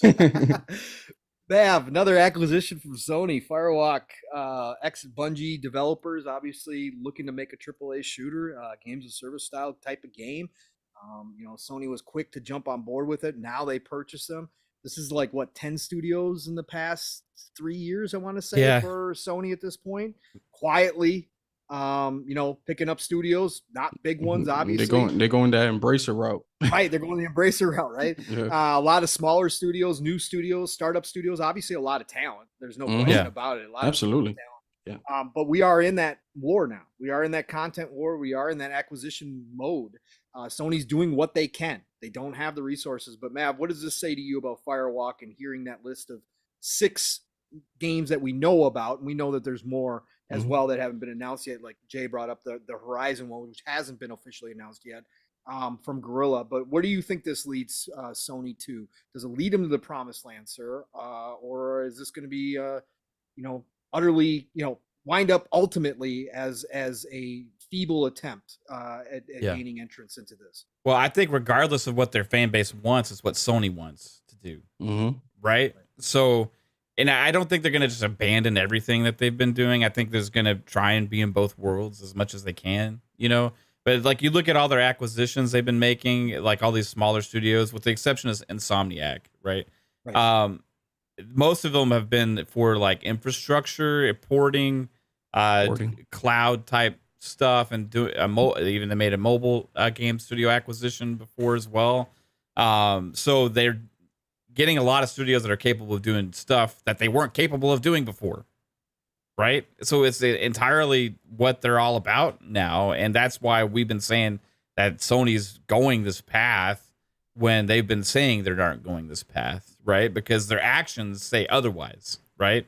Their actions have always said otherwise, other than what they say verbally to the communities that they're talking to. Like, well, we believe in console or all this stuff. Now you got was it Naughty Dog's making all their games for PC, coinciding with the PlayStation as well, right? This is just what we've foreseen they were doing. They're putting all their games on PC. They talked about it. They've come out and said it now. Jim Ryan said in interviews that PlayStation is going as a multi-platform, and when he says that, he doesn't mean Xbox. Although we've seen like MLB The Show, but that's not because of them. But what he means is PC. PC. And maybe mobile as well, and also like the PlayStation ecosystem traditionally. You mean exactly like what Phil Spencer means when he says that? Hey, originally, yeah, exactly. The people, guys, they're just Xbox was ahead of the game last generation with that side. The thing that Xbox didn't have as much was the games at the time, right? So I feel like when Jim made those comments in that interview, saying that is he saw the writing on the wall, saying that the console. He said, and this is coming from Jim. This is not me. So if you don't like these words, you can blame your fearless leader. He said that the console audience was tapped out. They need to look beyond it. And that's last year. Also, rumblings came out from several reports that they're working on a PC store as well. Right? Oh yeah. So that's going to happen. So this is the direction they're going. Now, do they abandon the God of War type games, the Horizon type games, and those? No, they're going to do those as well, right? That's why they've been acquiring more studios to do this other stuff, right? Otherwise, they would just said, hey, all you guys, you're going to make this stuff, which is the mistake that Microsoft's made in the past, right? When they did Kinect or all these different things. Like, hey, you guys, Lionhead, you're going to make Kinect game. Rare, you're making Kinect stuff, or this way. It's not the best move. So what they've done is they've grown their studios and said, you're going to be the support studio. You're going to do this. You're going to do that. So they're growing within that to become what they need to move forward with this multi-device based ecosystem, right? Because that's what the future of gaming is, regardless of what anybody is saying right now. It's just what the technology is making that push. It's not any one company. The technology is getting us to that point that's where things are headed, right? So that's the biggest reason for moves like this, right? Like they are a smaller team. PlayStation has a whole, whether it be for live service type games or be for multiplayer type games or be for shooters. They know that they can't have this subscription-based multi-ecosystem type game and only do story-based shooters. They need games that bring in more recurring revenue and keep player bases engaged for longer periods of time, other than playing for 15, 20 hours and being done with it. Because if that's all you have, you're going to have people subscribe for a month, play the game, and then to end it, So they need to drag these things out. They want to have this ongoing type content, right? because it's more than just selling consoles, which they're doing a fantastic job of, right? But they're looking to be better than they have been in the past. And if they're looking to be better than they have been in the past, what's the number one console ever sold for PlayStation? It wasn't the PS4, it wasn't the PS3, it was the PS2, right? So their biggest successes for console hardware came a long time ago. If they want to, should their goal as Sony be to only hopefully meet the standard that they met over a decade ago? No, it should be going way beyond that. And that's where they're looking ahead, because the technology is now possible to where they don't have to rely on that model anymore. And they're behind in it because Microsoft had the technology and they were forced to do this sooner as another option because they were so far behind that they wanted to get more consumers in their ecosystem, right? But now PlayStation is realizing, hey, we don't want to sell to the same 150 million people, same 150 million devices over and over and over and over again, right? We need to get past that. And they're going to, and that's just what it is. And you're going to still get your Spider-Mans, you're still going to get your God of Wars, but you're also going to get several other things. Now, they got to hit, they got to be good, right? Obviously, they're taking their time with it because Factions is where the hell is it? You know, like they're taking their time. All we know about Factions is a piece of fucking picture on a piece of paper that they held up at the Game Awards. So yeah, they gotta speed up a little bit this, but guess what? Hey. Us Xbox gamers realize these games take time. So some of these things we're seeing them make, you're not going to see for years, right? Yeah, PlayStation's, a lot of these live service things, you're going to see 3, 4, 5 years. But if you don't think that's the reason they bought Bungie, right? You know, like that's like these are the reasons they're doing these things, and it's okay. It's okay to be more than what you are. It doesn't mean you can't still be what you are, but sometimes you need to also look at what's best for your company going forward. And if they rely on just focusing on their box-based ecosystem for forever, they're going to get outplayed at the end of the day. And at this point, they're making the moves that they need to. Now, I think they should have made them sooner, right? Because I would have liked to see PlayStation already have more multifaceted ecosystem at this point. The fact that you're still paying for cloud saves, the fact that they don't have cross-save and cross-progression and cross-buy to PC at this point feels so fucking outdated to me, right? It's like they just sold Last of Us for the 4th fucking time, right? Like a lot of this stuff is just outdated, and as consumers, I want them to get to that point with the ecosystem being so strong that those things become expectations for their audience as well. But it hasn't been, because guess what? All their games have been one-off type experiences for the big games that they have. So there's no reason for them to do that, you know? So I think it's interesting. I'm glad that they're making these moves. And I saw somebody, that fucking guy again, made another stupid post. God, which one? Refudge. Reforge. Oh, sorry. Refudge. Yeah, Reforge. He was like, now people are having issues with PlayStation's acquisition. Who the hell have I seen anybody on Twitter have an issue with PlayStation outside of a joke? Outside of joking about the people that are contradicting themselves, right? Like that's the thing. The hypocrites. We're calling out the hypocrites. You're calling out the contradictions and all this kind of stuff, right? That's not being not okay with Sony buying this small studio. I'm happy for the studio. Obviously, that's what they wanted when they started this studio. Right, they started it. They signed that deal with Sony for this game. They announced it on stage, I think, at the Keeleys, right, originally. Yep. And now they were officially acquired, which we all thought was going to happen when they made that announcement. Right. We said, how long till they're actually officially a part of Sony? And now it's official. It's like nobody cares. Hey, props to them. Happy. You're going to get more games. And I think the ecosystem will be better because of it. Adapt or die. Yeah, adapt or die. Absolutely. That's how it works in business. That's why, again, no matter how many made up rules people want to come up with, like, oh, Microsoft shouldn't be able to do this just because they got more money. That's not how business works at all. Okay. Again, Sony rested on their laurels for too long. They didn't see Microsoft Corp making Xbox a pillar within their corporation. They did not see Satya siding with Phil and opening up the war chest the way that they have. They did not see this coming. And that, again, when you don't have foresight in business, you can find yourself in this position at any time, no matter how big you are, no matter how dominating you are, you can find yourself in the position of scrambling to try to adjust and adapt. And that's where Sony is right now. And I give them, again, you got to give them credit because they're going out and they are making purchases. You can, a lot of people go, who is this? Who is this? Well, of course, it's not going to be the big names like Microsoft. They can't do that per se. They can't. But what they are doing, they're making strategic purchases. And like I said, there is no doubt that they are gobbling up talent, right? When you see a studio made up of former Bungie devs, okay, you already know they're talented. When you go to see them gobble up Haven, which I wanted Xbox to do, and Jade Raymond is the head of that. Jade has been in this industry and dominating this industry in a lot of ways. Plus, she had all that knowledge from Google Stadia when she was working over there. That's why they went and gobbled up her studio so she could help out on the cloud side of things as well. They're making strategic moves here, and they are doing it very well. It may not be the big moves that everybody expects, but they're doing what they have to. The problem being is that's why I posed the question, are they too far behind? And again, like Jay said, that's to be determined. We don't know for sure yet. Again, this is a dynamic industry. Things change all the time. We don't know if cloud's going to take off ever. We don't know any of that.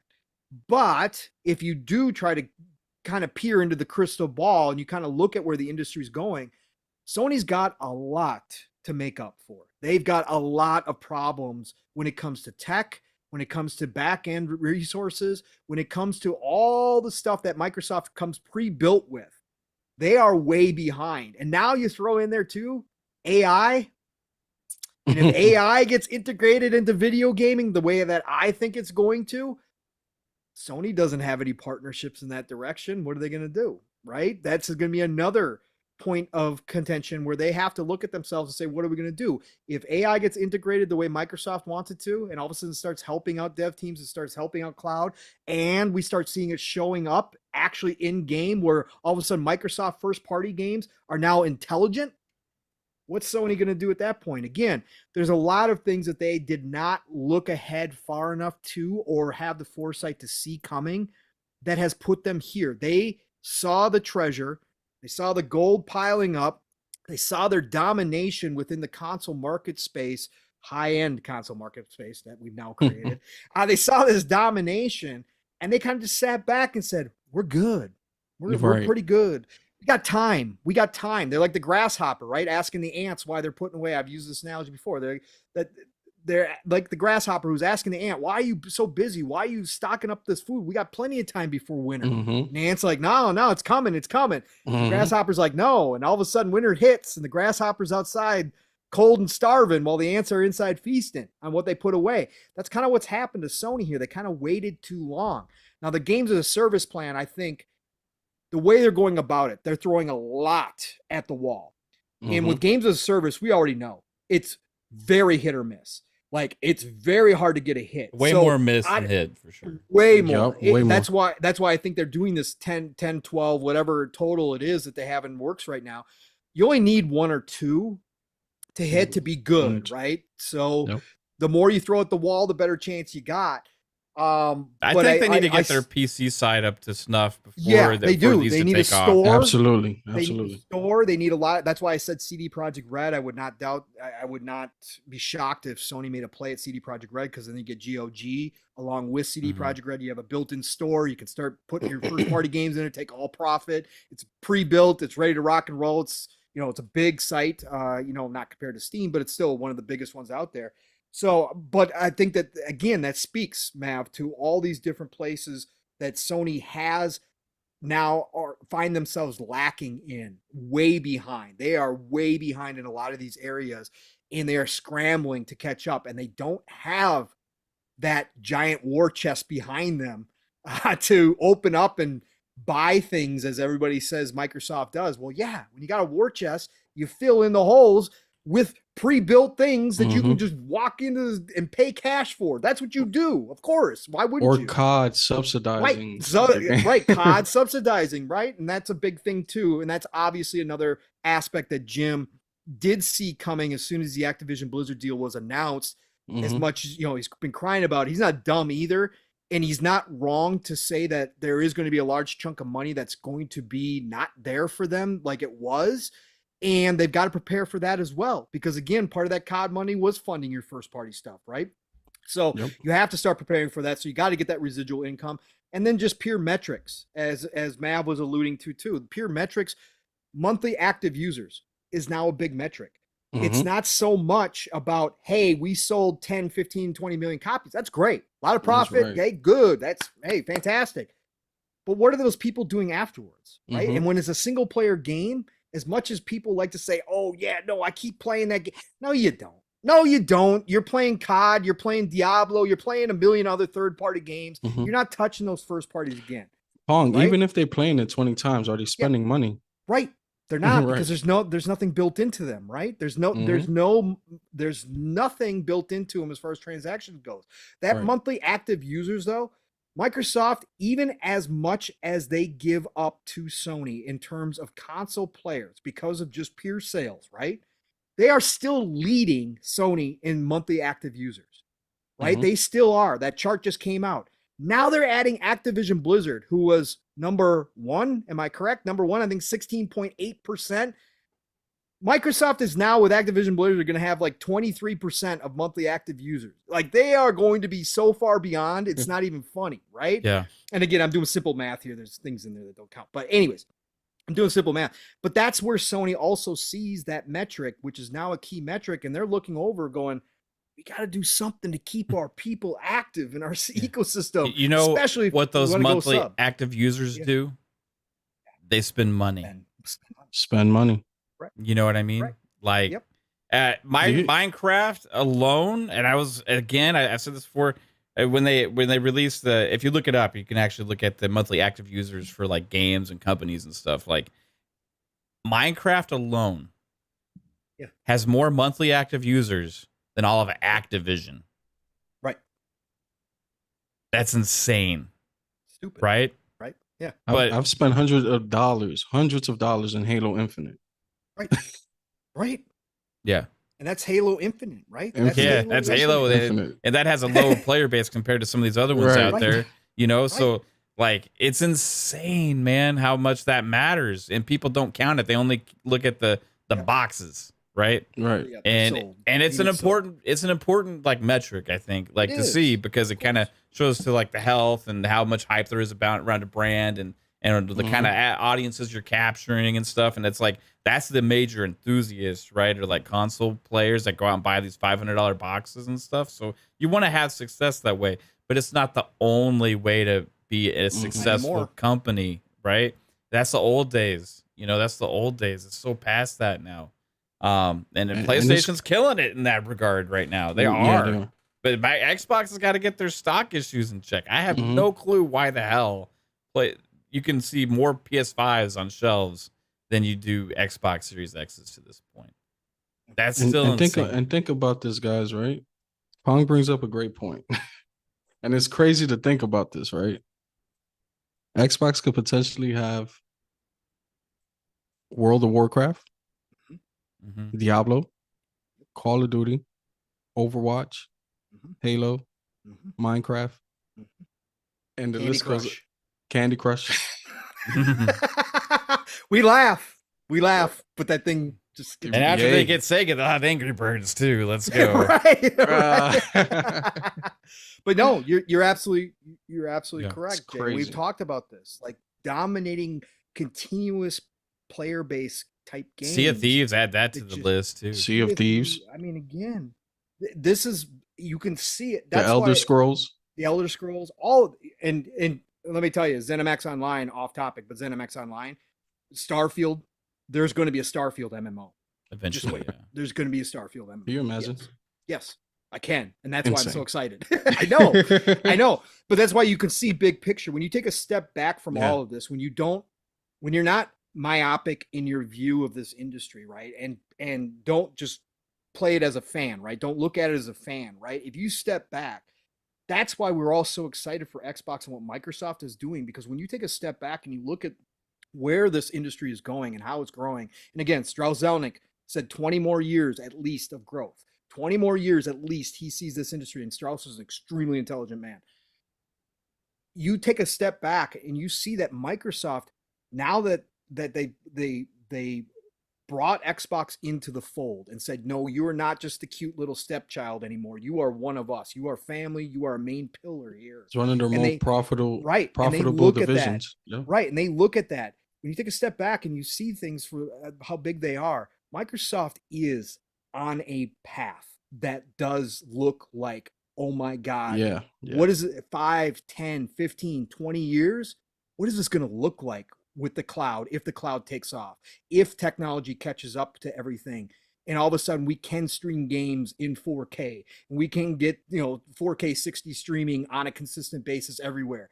What's that going to look like for Microsoft when they do have all this IP, when they do have all these games underneath their umbrella that are time sinks, that are monthly active user, just heavy games, and who knows what else they're going to come up with down the road. That's why we get so excited about this, because it's all going to be underneath one umbrella, right? It's going to be all underneath one umbrella that we can all hop into the ecosystem and have access to no matter where we're at.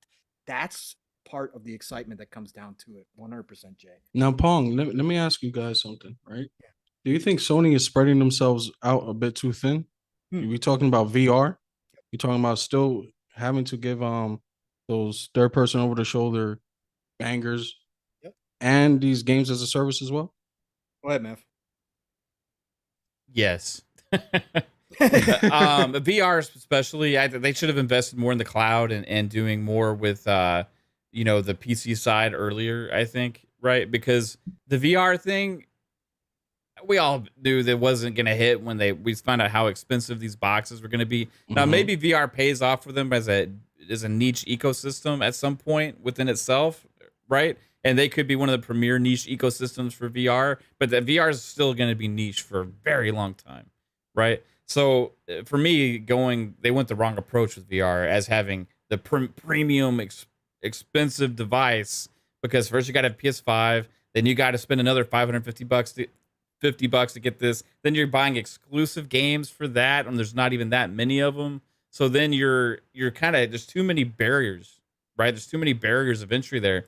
Whereas like if the popular VR devices are things like Meta Quest 2 and stuff like that, untethered, it's a little bit less expensive, and it's not the most premium experience, but you can make it better by hooking it up to your PC, right?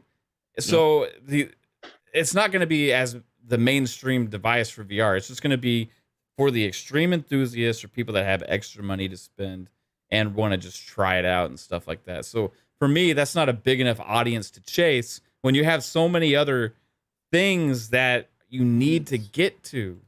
Like, and yeah, it's cool. It's separate teams maybe and all that kind of stuff, but you only have a certain amount of resources financially and an attention span, right? When you're making all these decisions. So for me, it's like, you know, Microsoft spent way too much focus on the Kinect back in the day, and it was like a big distraction. You know, PlayStation, I'll give them credit. They never really completely abandoned the PlayStation Move. But for me, that was even some distraction as well, right? Now they use it as like, hey, cool, you can use this with your VR devices and stuff like that, right? But like that chasing things is never the best way to go about business, in my opinion. I give them credit for trying to push that technology because somebody needs to, you know? But as far as like being a big part of their ecosystem, it's going to stay small for a very long time. Whereas if they expanded on PC and mobile and really got the cross-play, cross-progression, cross-buy ecosystem going up there, it would only expand things exponentially for them to way more players than they're getting now. Because right now, if they sell a game on PC, Steam's getting a cut. They're getting a good cut, right? And if they would have been more proactive on that beforehand, they could have more of a better ecosystem across the board for them. So they're a little late to the party on that stuff where they've been playing with VR a little too much, but yeah, the VR tech is something that you do. Impressive. Again, I give them credit. Again, I'm not that guy who says VR is never. Again, it's not for me. I don't have any interest in it. Zero out of any of them. I don't care until I can jack in like I'm in the Matrix. But for me to get to that point, companies got to push forward. And like Mav said, I've given Sony credit for being one of the companies that pushed into that space and continue to put R&D and tech and everything else into it, resources into it. But if I look at Sony from PlayStation, standpoint and Sony Corp standpoint, Sony Corp is still spreading themselves thin as it is when they depended upon PlayStation going into electric cars and all this kind of stuff. Like that's something you do when again, that's something I would expect Sony back in the 80s and 90s when they were dominating in electronics, when they were as big as like what we think of Apple nowadays, when everybody had Sony products. And that was like, that's the stuff that you do then. Now you're taking a big risk in a niche market with VR specifically, when you have, like Mav was just saying, like we've talked about, so many holes in your infrastructure for the necessary pieces that you're going to need for sure coming up in the future in this industry. You are already missing a lot of pieces. You're already spread thin money-wise because you don't have the war chest of a Microsoft. So now you spend all this R&D and this time and this money into VR that is going to be niche, like I said, in my opinion, for at least probably 10 years, 15 years, 20 years. You could have used all of that. But again, they did this. They started down the VR path when they were dominating, when they thought that they were kings and they didn't have any competition, real That's competition, yeah. right? So they did that. But again, we've seen them walk away from other products, PSP, Vita, PS TV, PS Go, PS TV. They've walked away from products. I brought this up when VR2 was first announced. I said this could be the last VR for Sony, because I don't think that they can continue down in this niche market and see a return that's going to be effective for them when they could be using that money elsewhere to fill this infrastructure holes that they do have. Like Mav said, that money, they should have thought about that, in a different space, different time. Maybe they do. They close down VR for the time being. They go shore up all the places that they're weak in cloud and all these kind of things, PC, all that stuff that Mav just brought up. And then down the road, if they're doing really well, if they've expanded their player base, now they're growing in cloud like Microsoft is, in mobile, in PC, they've got more than just their console base to rely on. Now you've got extra, flow of money coming in. You're doing really well. That's when you go back to that VR space again and maybe start pushing forward into that niche market. Again, they focus on the wrong thing first. Like the PC side of it should have been first, because how much of a PC audience is already into VR? Like the majority of the enthusiasts for VR are on PC, right? And they already have these huge libraries and all this kind of stuff. Like, and they're not going to buy those same games again on a PS5 just for the sake of it. Like it's just, they missed the mark with the priorities on the timelines of this stuff. Like, and it's not to say that they're not too far ahead on VR, because they're one of the best when it comes to VR device, but they're way behind on the PC side, right? Which I feel didn't make sense. That's why it didn't make sense for them to make it console exclusive, right? That VR, because they don't want like Steam. If you're already trying to expand, right? Just go to the PC as well. Well, you got to look at it like they don't want to make two versions of these games. They're already struggling making two versions of the PS5 games, right? So they're already having trouble with that. Now you do two versions of these VR games, right? PC versus PS5, right? They don't have the infrastructure in place yet. Plus, also for the PC side, what little sales they're going to get from that are going to happen on Steam as opposed to their own storefront. So it's just like, if they would have had the presence first on PC and been able to cater to that audience, then I think you would have a lot more sales for PSVR 2, right? Because you already are selling another device as an option to those people, and you make it usable on these other platforms, but you still put your games exclusively on your PC storefront, maybe, if that's what they want to do. And that way they don't have to pay Steam that cut, and the people have a reason to buy that unit as opposed to buying a Meta and all these different things. Like, I feel like the tech is there for the VR device. The infrastructure isn't there for the ecosystem yet to make it the most successful, right? Like, and the other thing too, Jay, is in to your question, is a great question too, because we've talked about this. The other point I've always made too is, look, they're in a content war right now with Microsoft, and the way Microsoft's acquiring devs and IP. They need all the IP that they can get. Now they've got their first party teams working on VR, which is what you need to do if you're going to push that kind of exclusive device. You're going to need those killer apps. You're going to need something that sells it that you can't get anywhere else, because that's what like Mav said, most of those VR games that we have now are everywhere else already, and they're just being ported over to PS for the PSVR 2. So you need those killer apps, but now you're taking away from your first party teams, and you're asking them to do VR games when they could in turn be working on another game to put out on your PS5, because you're not going to keep up with Microsoft with this many studios. You know, once they get ABK, you're talking about 35 plus studios, right? You're not going to keep up, but you got to find a way to make extra content so that you can be continuously having content, especially if you're going to move your subscription service forward. You're going to need that continuous content. That's why Microsoft is making the acquisitions. Now you got them working on VR2 stuff. Well, that's taking away more resources from your primary, you know, your primary platform, which is never a good thing when you're fighting to stay number one. You're going to need everybody on board that you can get. So, agreed. Yeah. Yep. We are behind on super chats, Pong. Yeah, I was gonna say you haven't called out super chats. I'm sorry. So. Yeah, I know. I need to get to them. We've just there's been such a constant flow of conversation. You know, yeah. Yep. This has been great 3 hours, man. For sure. So. Yeah, Rob. Has it been 3 hours? It's been 3 hours. It's been 3 hours, brother. Bro. This is what happens on the show, man. I'm telling you, we do this all the time. Go ahead, man. Rob the Don 202 with a $10 super chat says, "What I expect to at Xbox Showcase, Halo Season 3 BR, Age of Empires 4 trailer, release date for Compulsion's game, In Exile, Project Cobalt, Hellblade 2, Forza Motorsport, Machine Games shows up, whether Indiana Jones or Wolfenstein.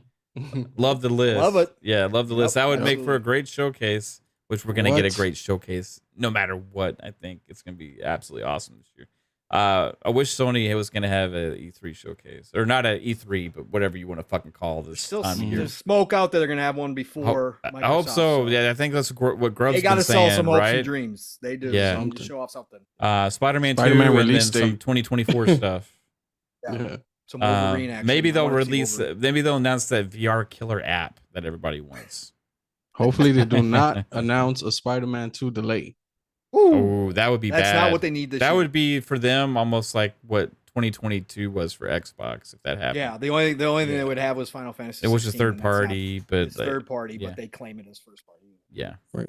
That's the one game I'll say. Final Fantasy 16 is the one game I would buy this year on PS5. The first PlayStation 5 game I would buy day one. Because if you think about it, right, if they didn't delay those games, right, the GT7, Ragnarok, and Forbidden West, correct.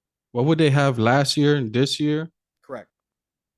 And then they would look a lot like Xbox did last year for sure. Right. It would have. But thank God for those delays. Yeah. Yep. We had Ratchet.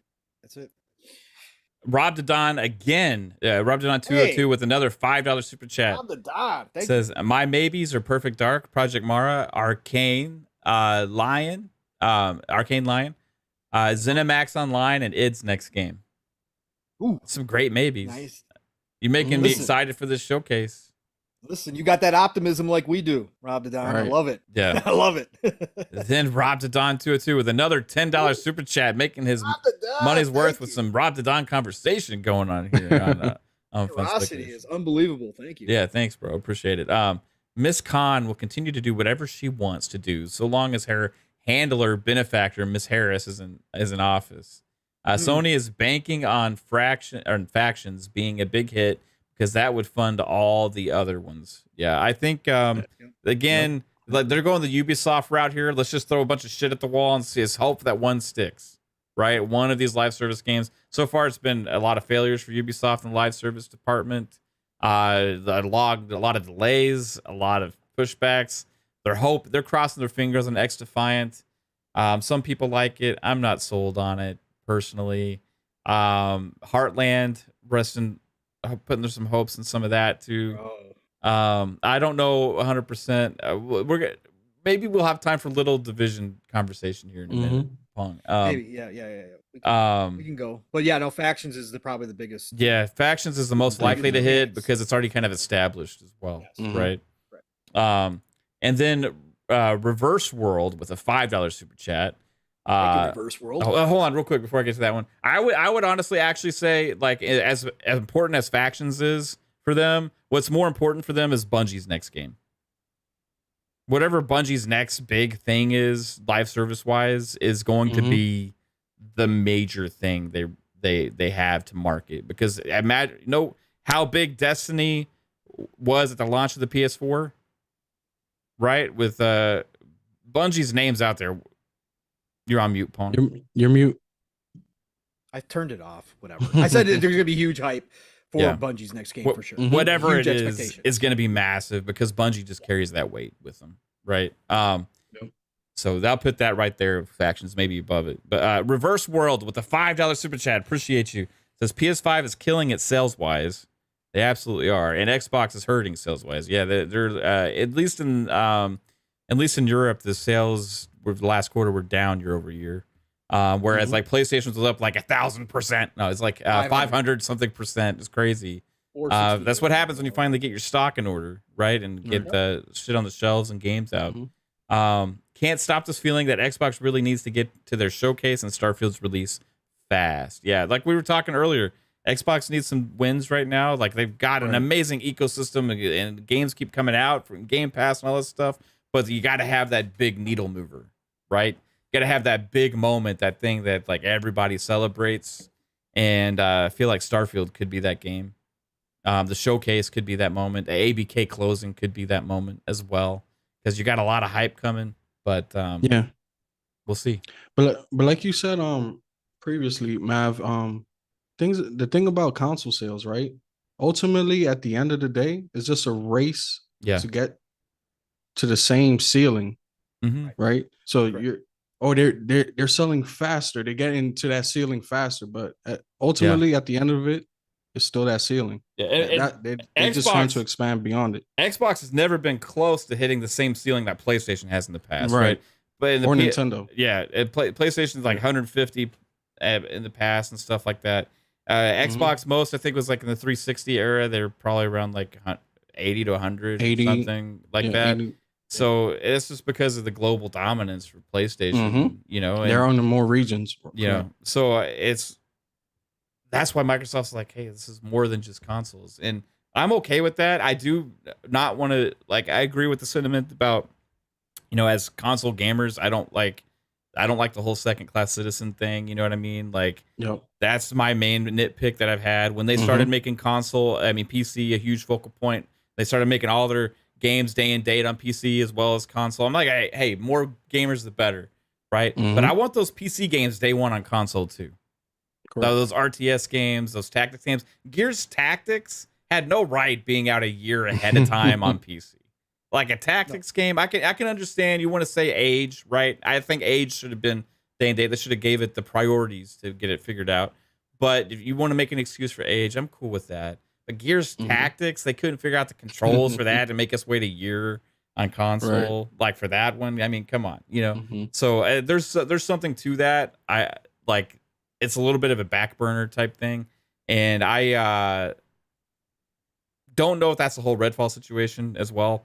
But I just want that same energy across and be consistent. Be consistent with the messaging, because that contradicts the messaging.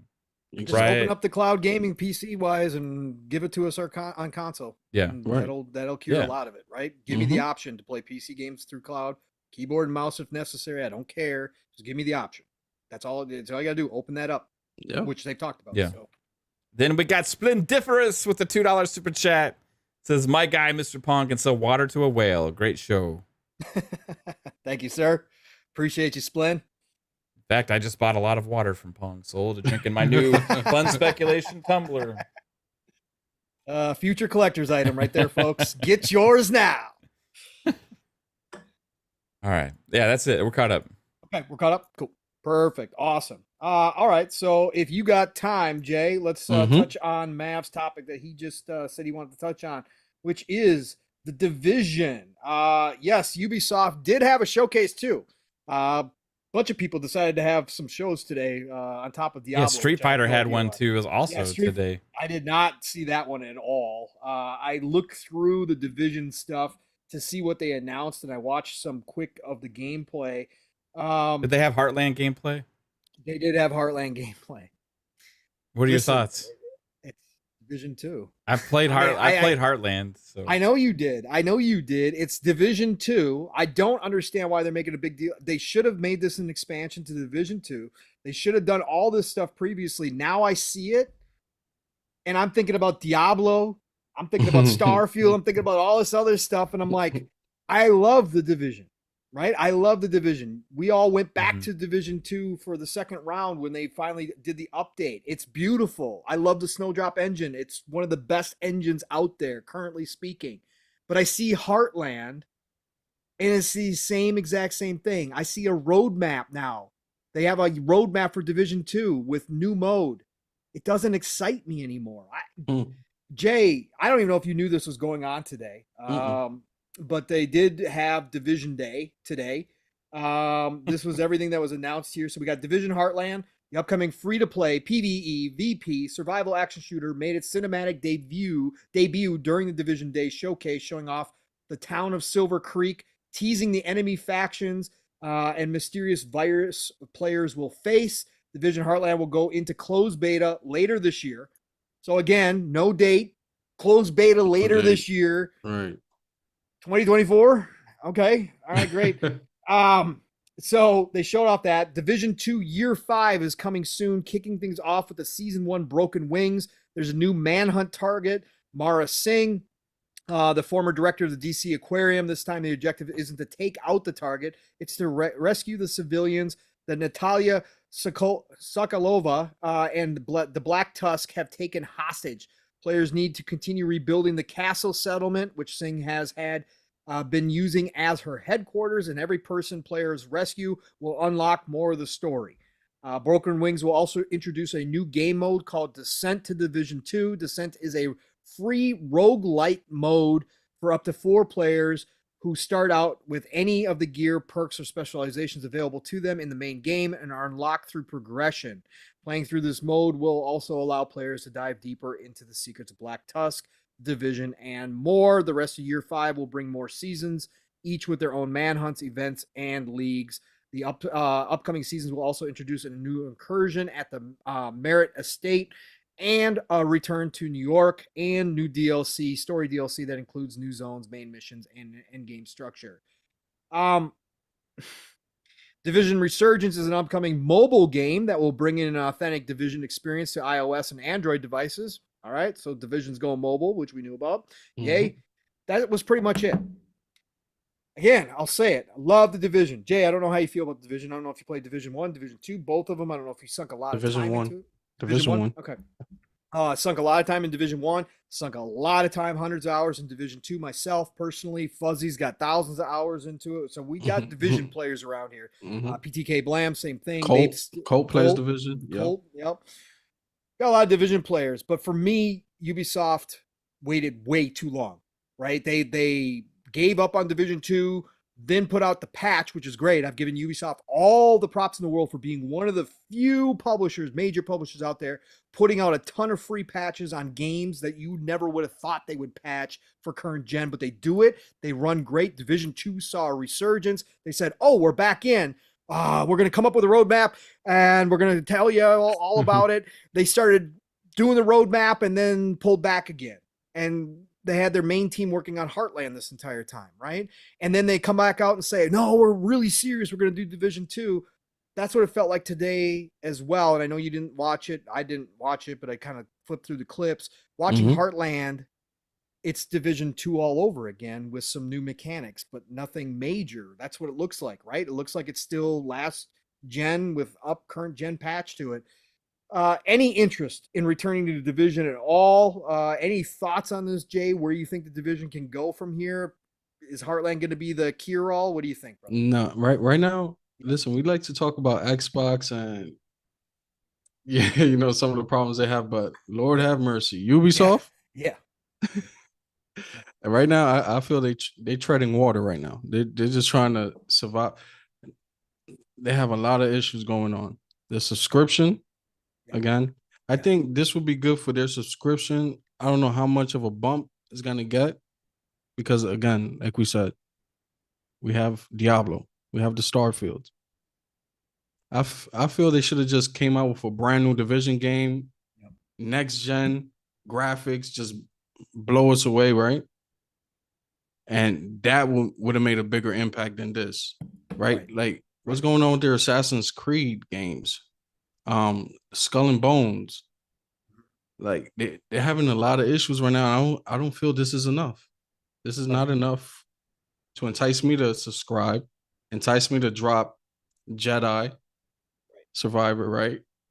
To Redfall. The Right. there's just so many games right now. Right.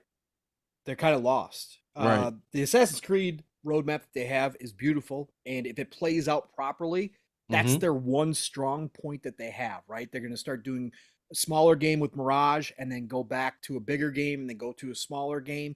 If that works as planned and what they showed us is real, like I think it's got a good chance. But everything else now is in no man's land. And when is Mirage? When is Mirage launching? Supposedly this year. So we don't have a date yet, but supposedly this year it's still on track. I think for fall. I think now is. Did they give a release date for Heartland? No, they said closed beta later this year, Mav. God. Right. What is happening? Like, can one of these games just get a fucking release date at some point? They're just treading. Like, they're just treading water right now. Right. Skull and Bones had a release date last year. Oh, never mind.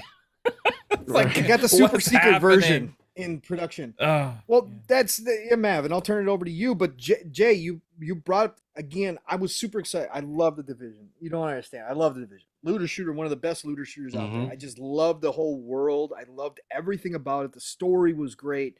Like every little bit about it, it was great.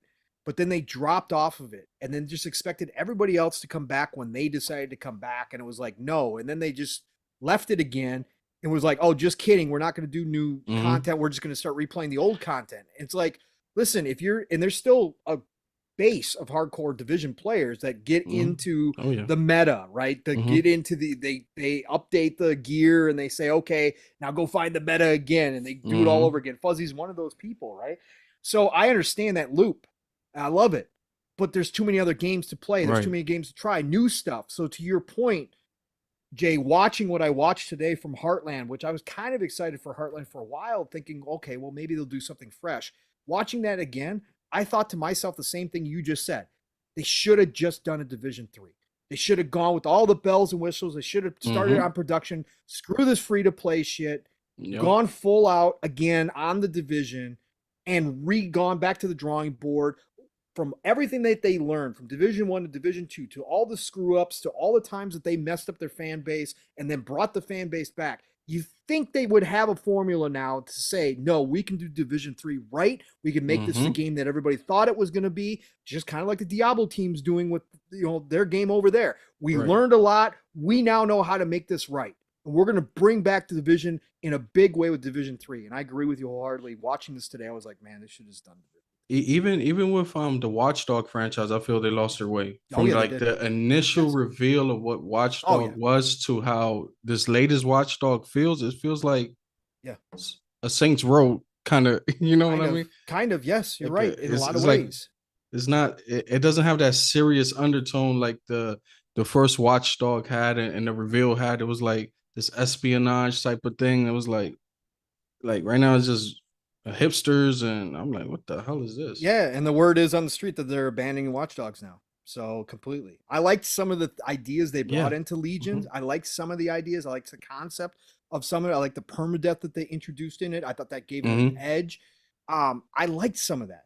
But you're right, it went against the main formula because they were trying to do this games as a service-y type monetization, everything deal that Ubisoft has been chasing this pot of gold forever, and they've let it infiltrate all of their games except for Assassin's Creed, like is the one. But Assassin's Creed, what they've done is let's make the world just bigger with more things to the point where people get sick of playing it like nonstop. Like stop doing that stuff. But again, Yves Guillemot and the Guillemot family are the most out of touch group running a company right now in the video game industry. And I love Ubisoft. I love Ubisoft games. They're my fast food. I know what I'm going to get out of them. Even when they screw up, I still find some enjoyment in them. And we've talked about this nonstop here. Mav, we really have. But hearing what the Division is doing here, and again, you played Heartland. Do you think this is the answer? Do you think they're going to bring this franchise back, or do you think this is the final killing blow? Like, even free to play, are there going to be enough people that jump into it to sustain it? What do you think, brother? There's one thing that would excite me really regarding the Division. They came out And Ubisoft Massive comes out and they announce the Division 3. Right. There we go. Yep. That would excite the shit out of me. And I think they it get would done with Star Wars. Yep. After they get done with Star and that Wars, would excite, I think, the majority of the Division community. But this time, do it right and keep it going and don't abandon it and say, well, we're trying to figure out how to do these live service games. When you fucking had the one, you just had to support it. You know what I mean? So they had let the community die. Then they had some luck in building it back up after they had the update come out. Right? And they're like, oh, wow, people are playing it again. Let's get some teams over there. You know, but too little, too late, right? Because they didn't have, then there was like, hey, the next couple seasons are going to be rehash content. That didn't excite enough people that were looking for new stuff, right? So, you know, if they had just stayed consistent with it from the get-go, the Division 2 could be a completely different beast right now. Heartland could have just been an extra mode that they put in there, right? A gateway for people to access the rest of the content.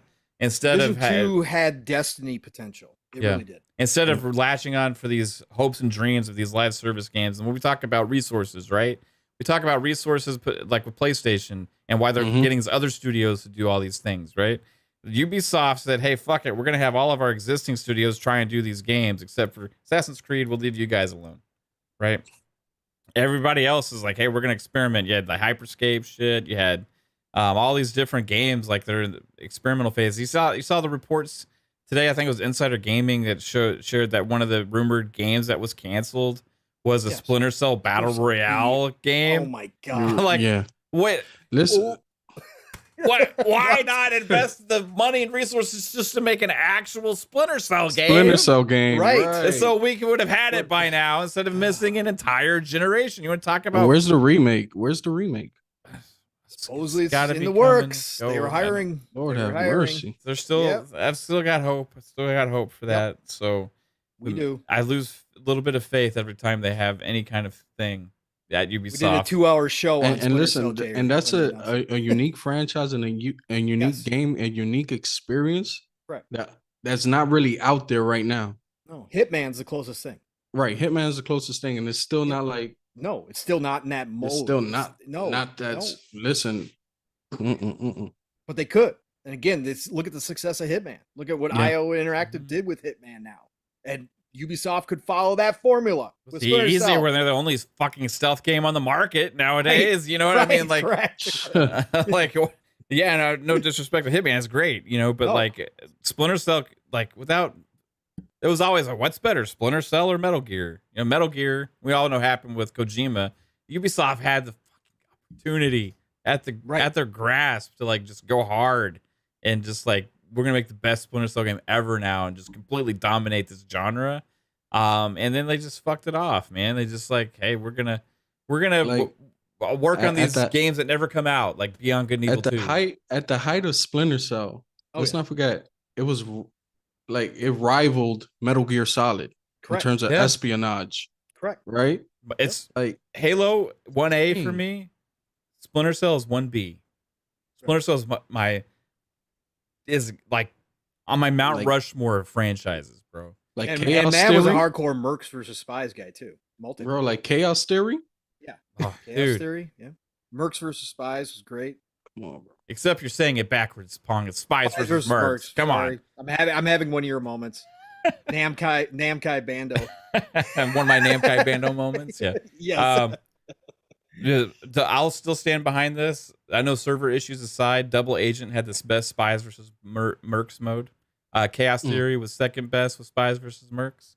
Pandora Tomorrow, then you have like the newer ones like Conviction and Blacklist. They had experimented with stuff like that. But Conviction like was cool as shit. Yeah, it was the co-op in that. It was badass. KhAos ThEory had amazing co-op too. You're talking about games that had like campaign, you had the co-op, you had the multiplayer, listen, original. They have the IPs. They're just not listening. Right, they're not using them. Yeah. No. Like right now with the technology we have now, imagine the AI in a Splinter Cell game. Right. With machine learning and everything we have at their disposal, right? It could be amazing. Mm-hmm. They're squandering their opportunities to be what they could be. That's the thing, Jay. They started looking at how to monetize a game before making a good game. Mm-hmm. You make a good game, then you can add monetization to it and people will be willing Correct. to buy into it, right? They Yep. should have learned their lesson from Rainbow Six Siege. Somehow they turned that into a winner. Somehow, some way. Like that was floundering and somehow they turned that game around, right? And now they got people that religiously play Rainbow Six Siege and buy every single new operator that comes out and everything else. You do that when you build a good game first, but for some reason Ubisoft decided to start going, no, how can we monetize this first? We're not worried about the game. We don't care what game you're making. How is it going to make us money? Right. And that's where they went wrong. Because again, Splinter Cell nowadays, like you were saying, like Mav and I have talked about plenty of times, would be a formula where they could sell skins in Spicer's merch. They could do all that kind of stuff if they had a base built up, but they just let it all go and said, screw it, we're just not going to make any more at all. Yeah, we can't figure out how to make money off. They just completely have the wrong mindset when it comes to it's like a focus group decision on the kind of how ecosystem of the kind of game that we're making instead of creators, you know. And they lie to you your faces about, well, the creatives want to make only open world games now. They've even said that in the past, where you've heard from developers that they wanted to make Splinter Cell and all this stuff, but their ideas get shot down time and time again. And then they go and see a game like Elden Ring and Hogwarts Legacy. How much microtransactions do those games have, right? They just completely blow up. And how much did Elden Ring, how much did that help Bandai Namco's stock? And how much did that do for that company, right? Like, they got to see these games. You don't have to be a fucking live service game to be successful. Now, granted, they have them. I'm saying you got to do them when you have one that works, like The Division. Embrace it and fucking run with it. Instead of throwing shit at the wall at everything else, you got to get your shit together, Ubisoft. Come on. Pong said, right? Even Hogwarts Legacy, right? If you wanted to, they could always continuously add content to that game. Sure. And people will go back and play it because why, Pong? Is a great game. Great game. It's a great experience. First and foremost, right? Exactly. Yeah. Exactly. Go ahead. I was about to rant on X Defiant. I'm sorry. Here's the thing. So they've been doing all these things. They did the Ghost Recon Frontlines. They canceled that. They canceled the Splinter Cell BR game supposedly.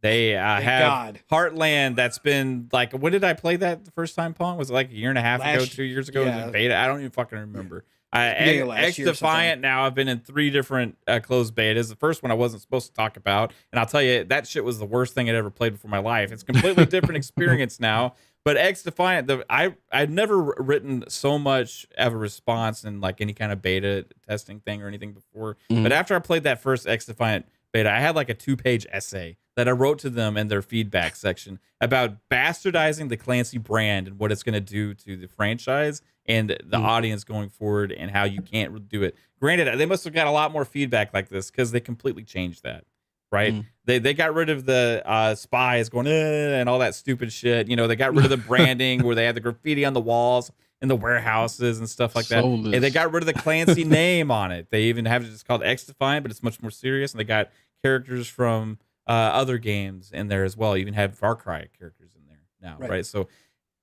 the thing is, the X Defiant, it feels solid now. It feels a lot better, right? It feels more solid to play, but it still feels so dated and old school and generic as shit. Okay, you're not gonna come out here and compete with Call of Duty, looking and playing like a generic ass shooter like that. Now you're gonna get some people to come in and spend some time with it, but we played. Me and Kate had the same opinion. She likes Call of Duty. She likes shooters and stuff. Me and Kate were playing X Defiant, checking it out. We're like, okay, this is fine. We played all 4 modes. We played on all the different maps and stuff. We go and play one match of Warzone. Had instantly 10 times more fun than we had playing in the fucking beta for X Defiant, right? And just one match. And it's just on a different level quality-wise. And I'm just saying that it is what it is, right? You can still have fun. You can still have something that's kind of successful and maybe has a little bit of legs.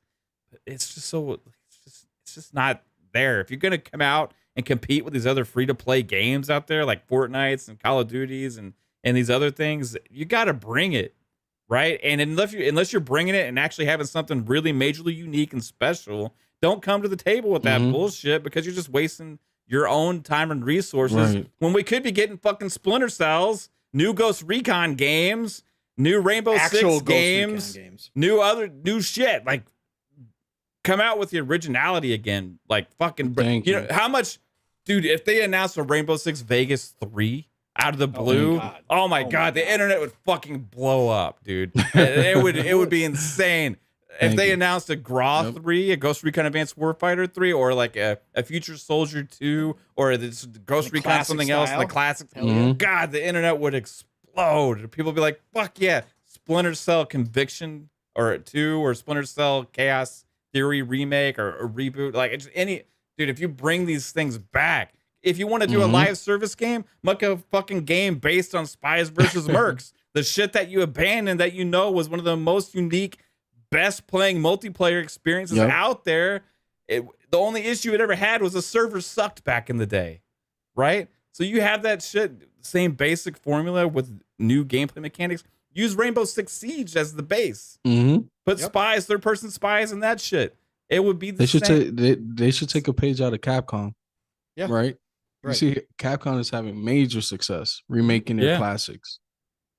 Yep, absolutely. Why not? Why not try it at this point? and again, to your point, Mav, too, announce a Division 3 and then show a damn gameplay trailer that rivals the original trailer of Division, where everybody's minds were blown. Obviously, we found out that it was all fake for the most part, but bring out now with today's technology, of course you could do that and make a game like that and say, Division 3, hey, listen, we know you love the original trailer. We want to do all those ideas. It never worked out, but Division 3, we're going to do that and more and come out with a real gameplay trailer that shows those physics off that you had in that original Division trailer.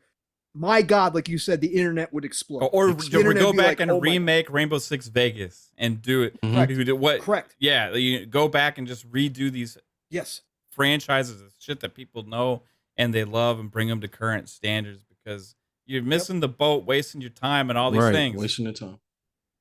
And guess what? They're not releasing any of these fucking games either. It's not. They're not just wasting time. They're not even making any money on them because they're not releasing them.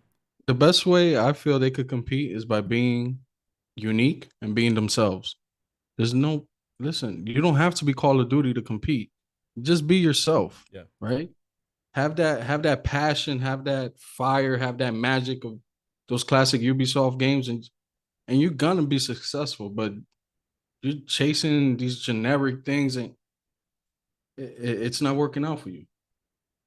Listen to the people, listen to your fans, and give them what they want. Right. People will buy it. People will buy it. Nope. Absolutely. Yves doesn't want to hear any of that. Yves thinks he's got the magic pot at the end of the rainbow. But when you look at the metrics of the internets and everything that we see in the social networking about the people that talk about these things, we see that people are liking the free to play the games. And they like it in the monetization, the models and stuff. It's like, hey, come on, Yves. Oh, you lost the plot at some point, man. You know, like you got to listen to what the developers want to make and what the people are asking to play. Right. They've got some of the most talent in the industry in one spot. They've lost a ton now, but they still have some of the most talent in the industry. Sheer numbers wise, they could make any game they wanted to. Any game. I mean, just look at the market. What's missing? There's no espionage game out there right now. Serious tactical shooters. Right. You think it'll just click like, there's a lane we could fill. You know why there's serious tactical shooters missing? Because Ubisoft was the one that filled the serious tactical shooter void. Right? Right. That was them, you know, with the Clancy brand, you know. They just completely miss it. They just chase things now. It's just disheartening. And they pulled Massive to go work on Avatar. I am excited about the UB Massive Star Wars game. I can't wait to see whatever the hell that's going to be. I can't wait. Again, they've got one of the best engines in the world in Snowdrop. I will live and die by that. One of the best looking engines out there. Yeah. And they can't get a game out that takes advantage of that. Why don't we have a current with how detailed, untethered co-op that is at 4K 60 looter shooter? Amazing. It's that's possible. Third person too. It is absolutely amazing. Yeah, so another classic Ubisoft rant here on the Fun Speculation Network that's happened lots and lots of times. We have a lot of fans. Jay, that was great, man. Great topic, and love your thoughts on it, because you're right. We can't talk about this enough. Again, we give criticism where criticism's due, and Ubisoft deserves all of it. again, one of my favorite publishers. I love their games. I love their fast food style. I know what I'm going to get out of them, but my God, have they dropped the ball like a lot.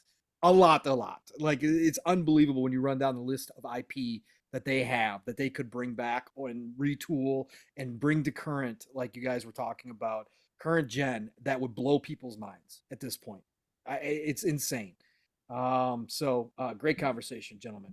Well, almost Matt, been got 4 any other hours. topics? Yeah, I think we got almost been 4 hours. Yeah. It's another great PM in the PM. Listen, let's get everybody out of here. This was a great show. Thank you all for joining us again. Over 150 people showing up here, showing out, supporting us, supporting this show, along with all the other ones here on the Fun Speculation Network. We appreciate every single one of you for joining us. And of course, got to start with our special guest of the evening, who absolutely knocked it out of the park. Yeah, he rolled with us for the whole ride too, man. He did. Hey, that's fun. somebody special. That's something special right there too, Jay. We've had a lot of great people on, but a lot of them had to get out of here before Mav and I are done. So we appreciate you sticking around, brother. Thank you again. Honor to have you on the show. Thank you for accepting the invite, man. Brought so much great conversation to the table. So let everybody know where they can find you if they don't know already, Jay, and anything special you got coming up at all, man. Well, nothing special going on. I'll make some more podcast appearances, probably on your show again, hopefully. Oh, and welcome. They can always find me on Twitter for now until I take advice from all of you guys and build my own podcast and start doing that.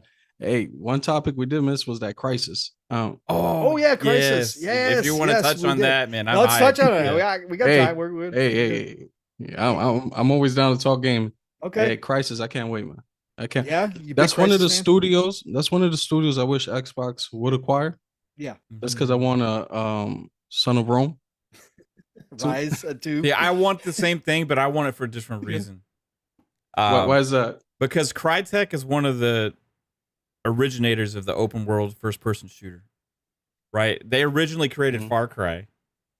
Then when Ubisoft took over development for that, and they modified the Cry engine into the Dunia engine, Crytek went on and made Crysis, right? And they've cemented themselves as like the creators pretty much of the open world first person shooter genre, right?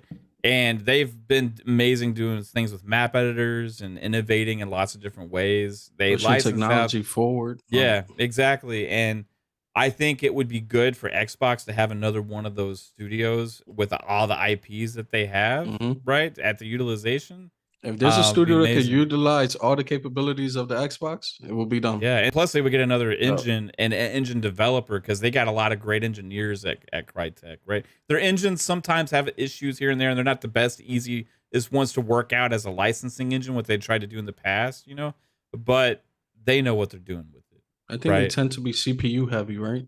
I'm not sure what the problems are, but like they tried to compete with Unreal back in the day. Like, hey, the Cry engine, they would have all these Cry engine demos and stuff like that and stuff, but they failed to really make any headway in that regard. But meanwhile, they're still pushing out they're pushing out Crysis games, and then after that, they kind of fell off a little bit. They've done different things. Like they had the Hunt, was it the Hunt game or whatever? They did Hunt Showdown.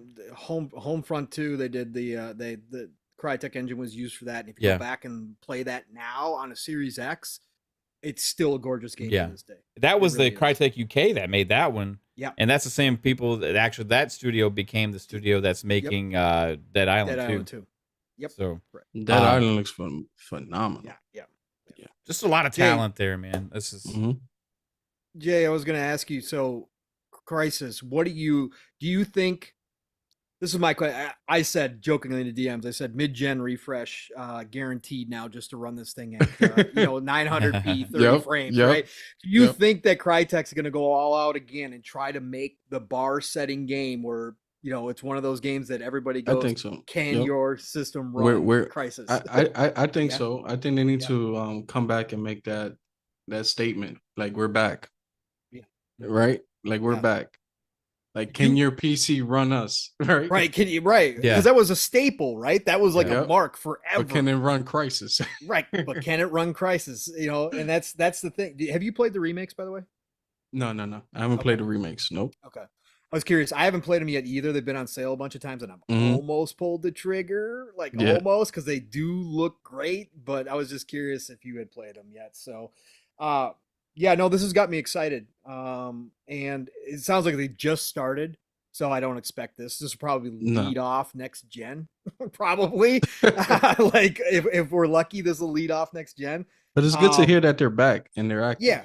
That they're active, that they're doing something. Because there's been rumors too that they are working on Rise 2, right? That it's going to be multi-plat. There's rumors of that as well, but they went through their issues. Mav, did this get you blood pumping a new Crisis? I know you just talked about it a little bit, that they were, you know, obviously the original Far Cry, and then they came out with Crisis after Ubisoft took Far Cry.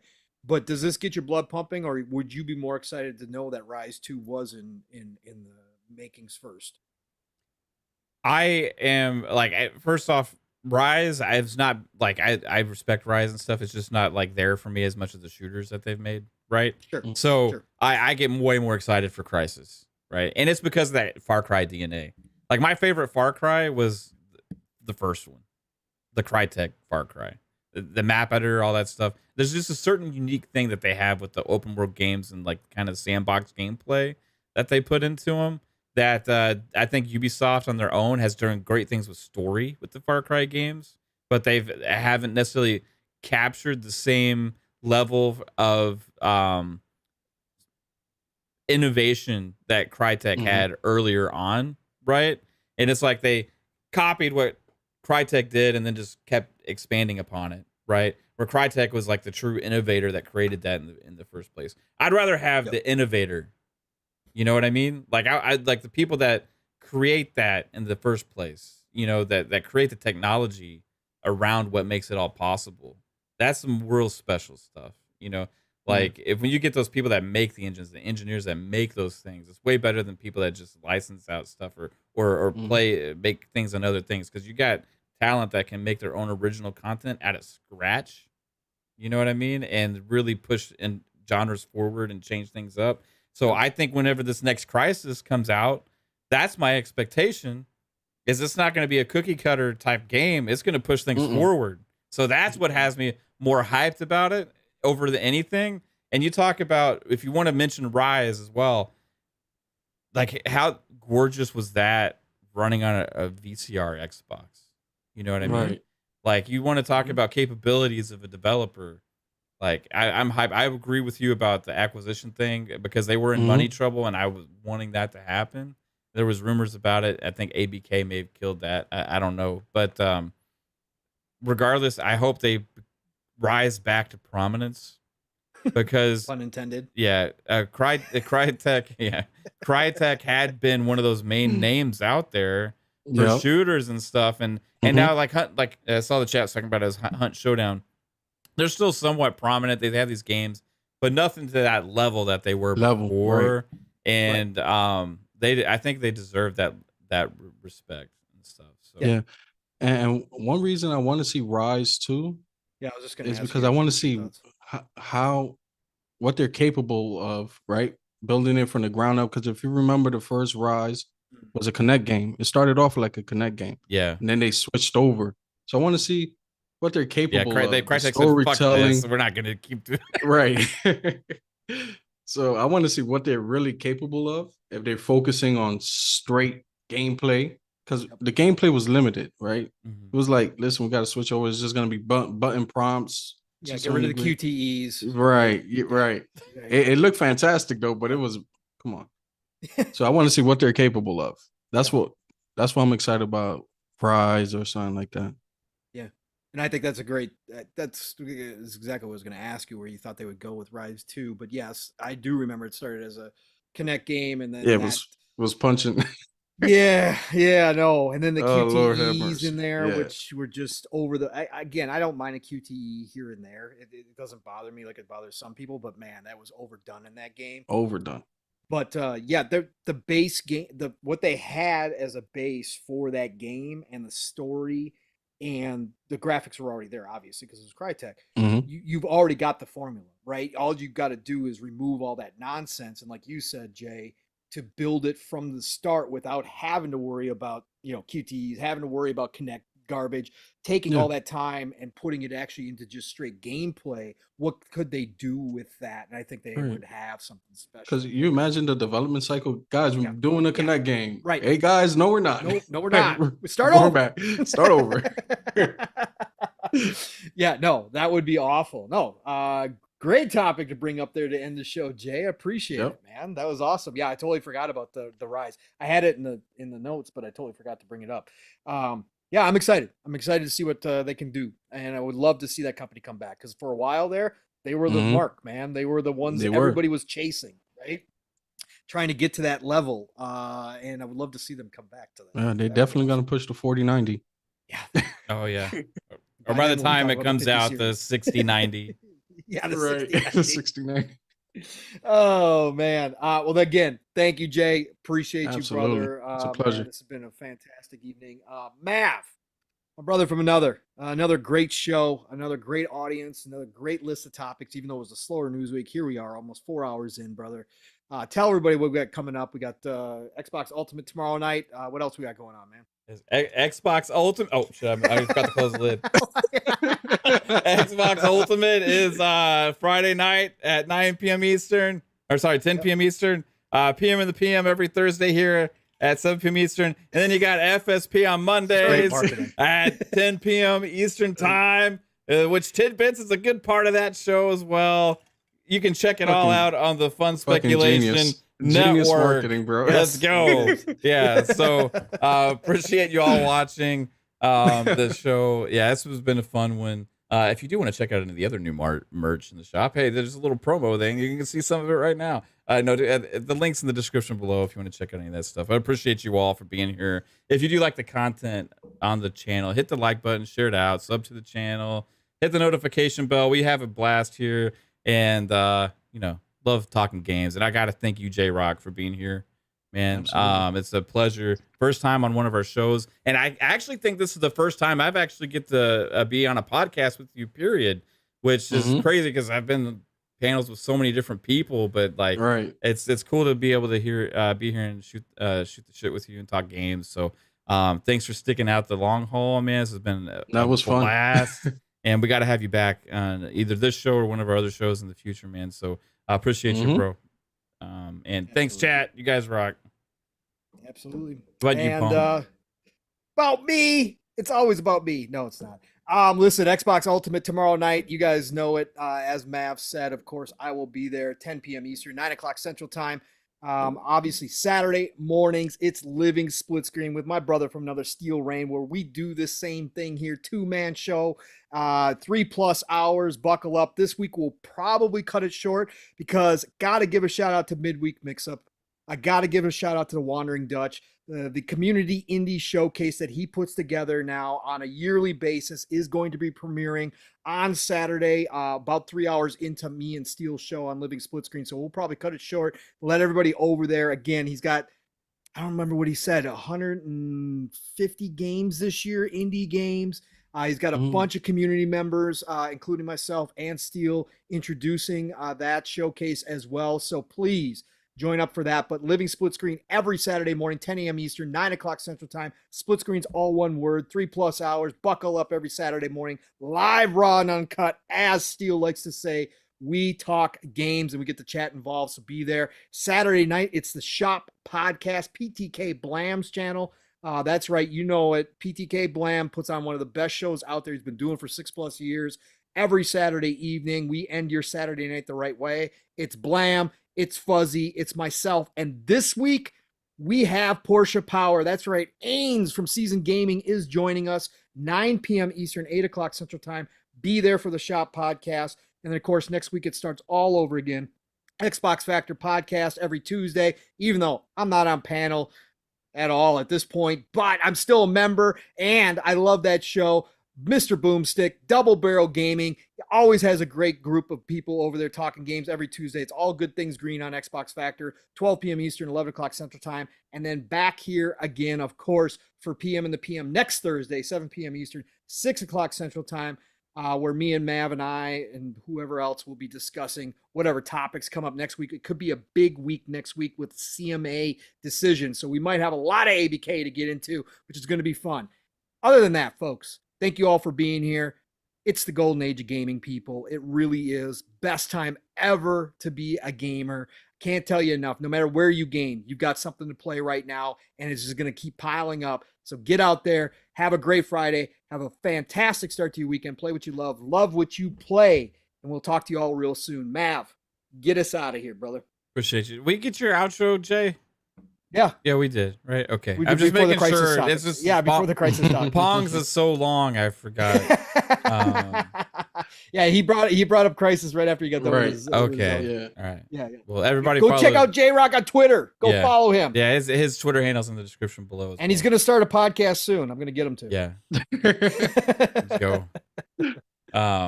J and P in the P. No. I got too many shows already. My God, man. Right on. Chat, you guys rock. Have a great night. Peace out.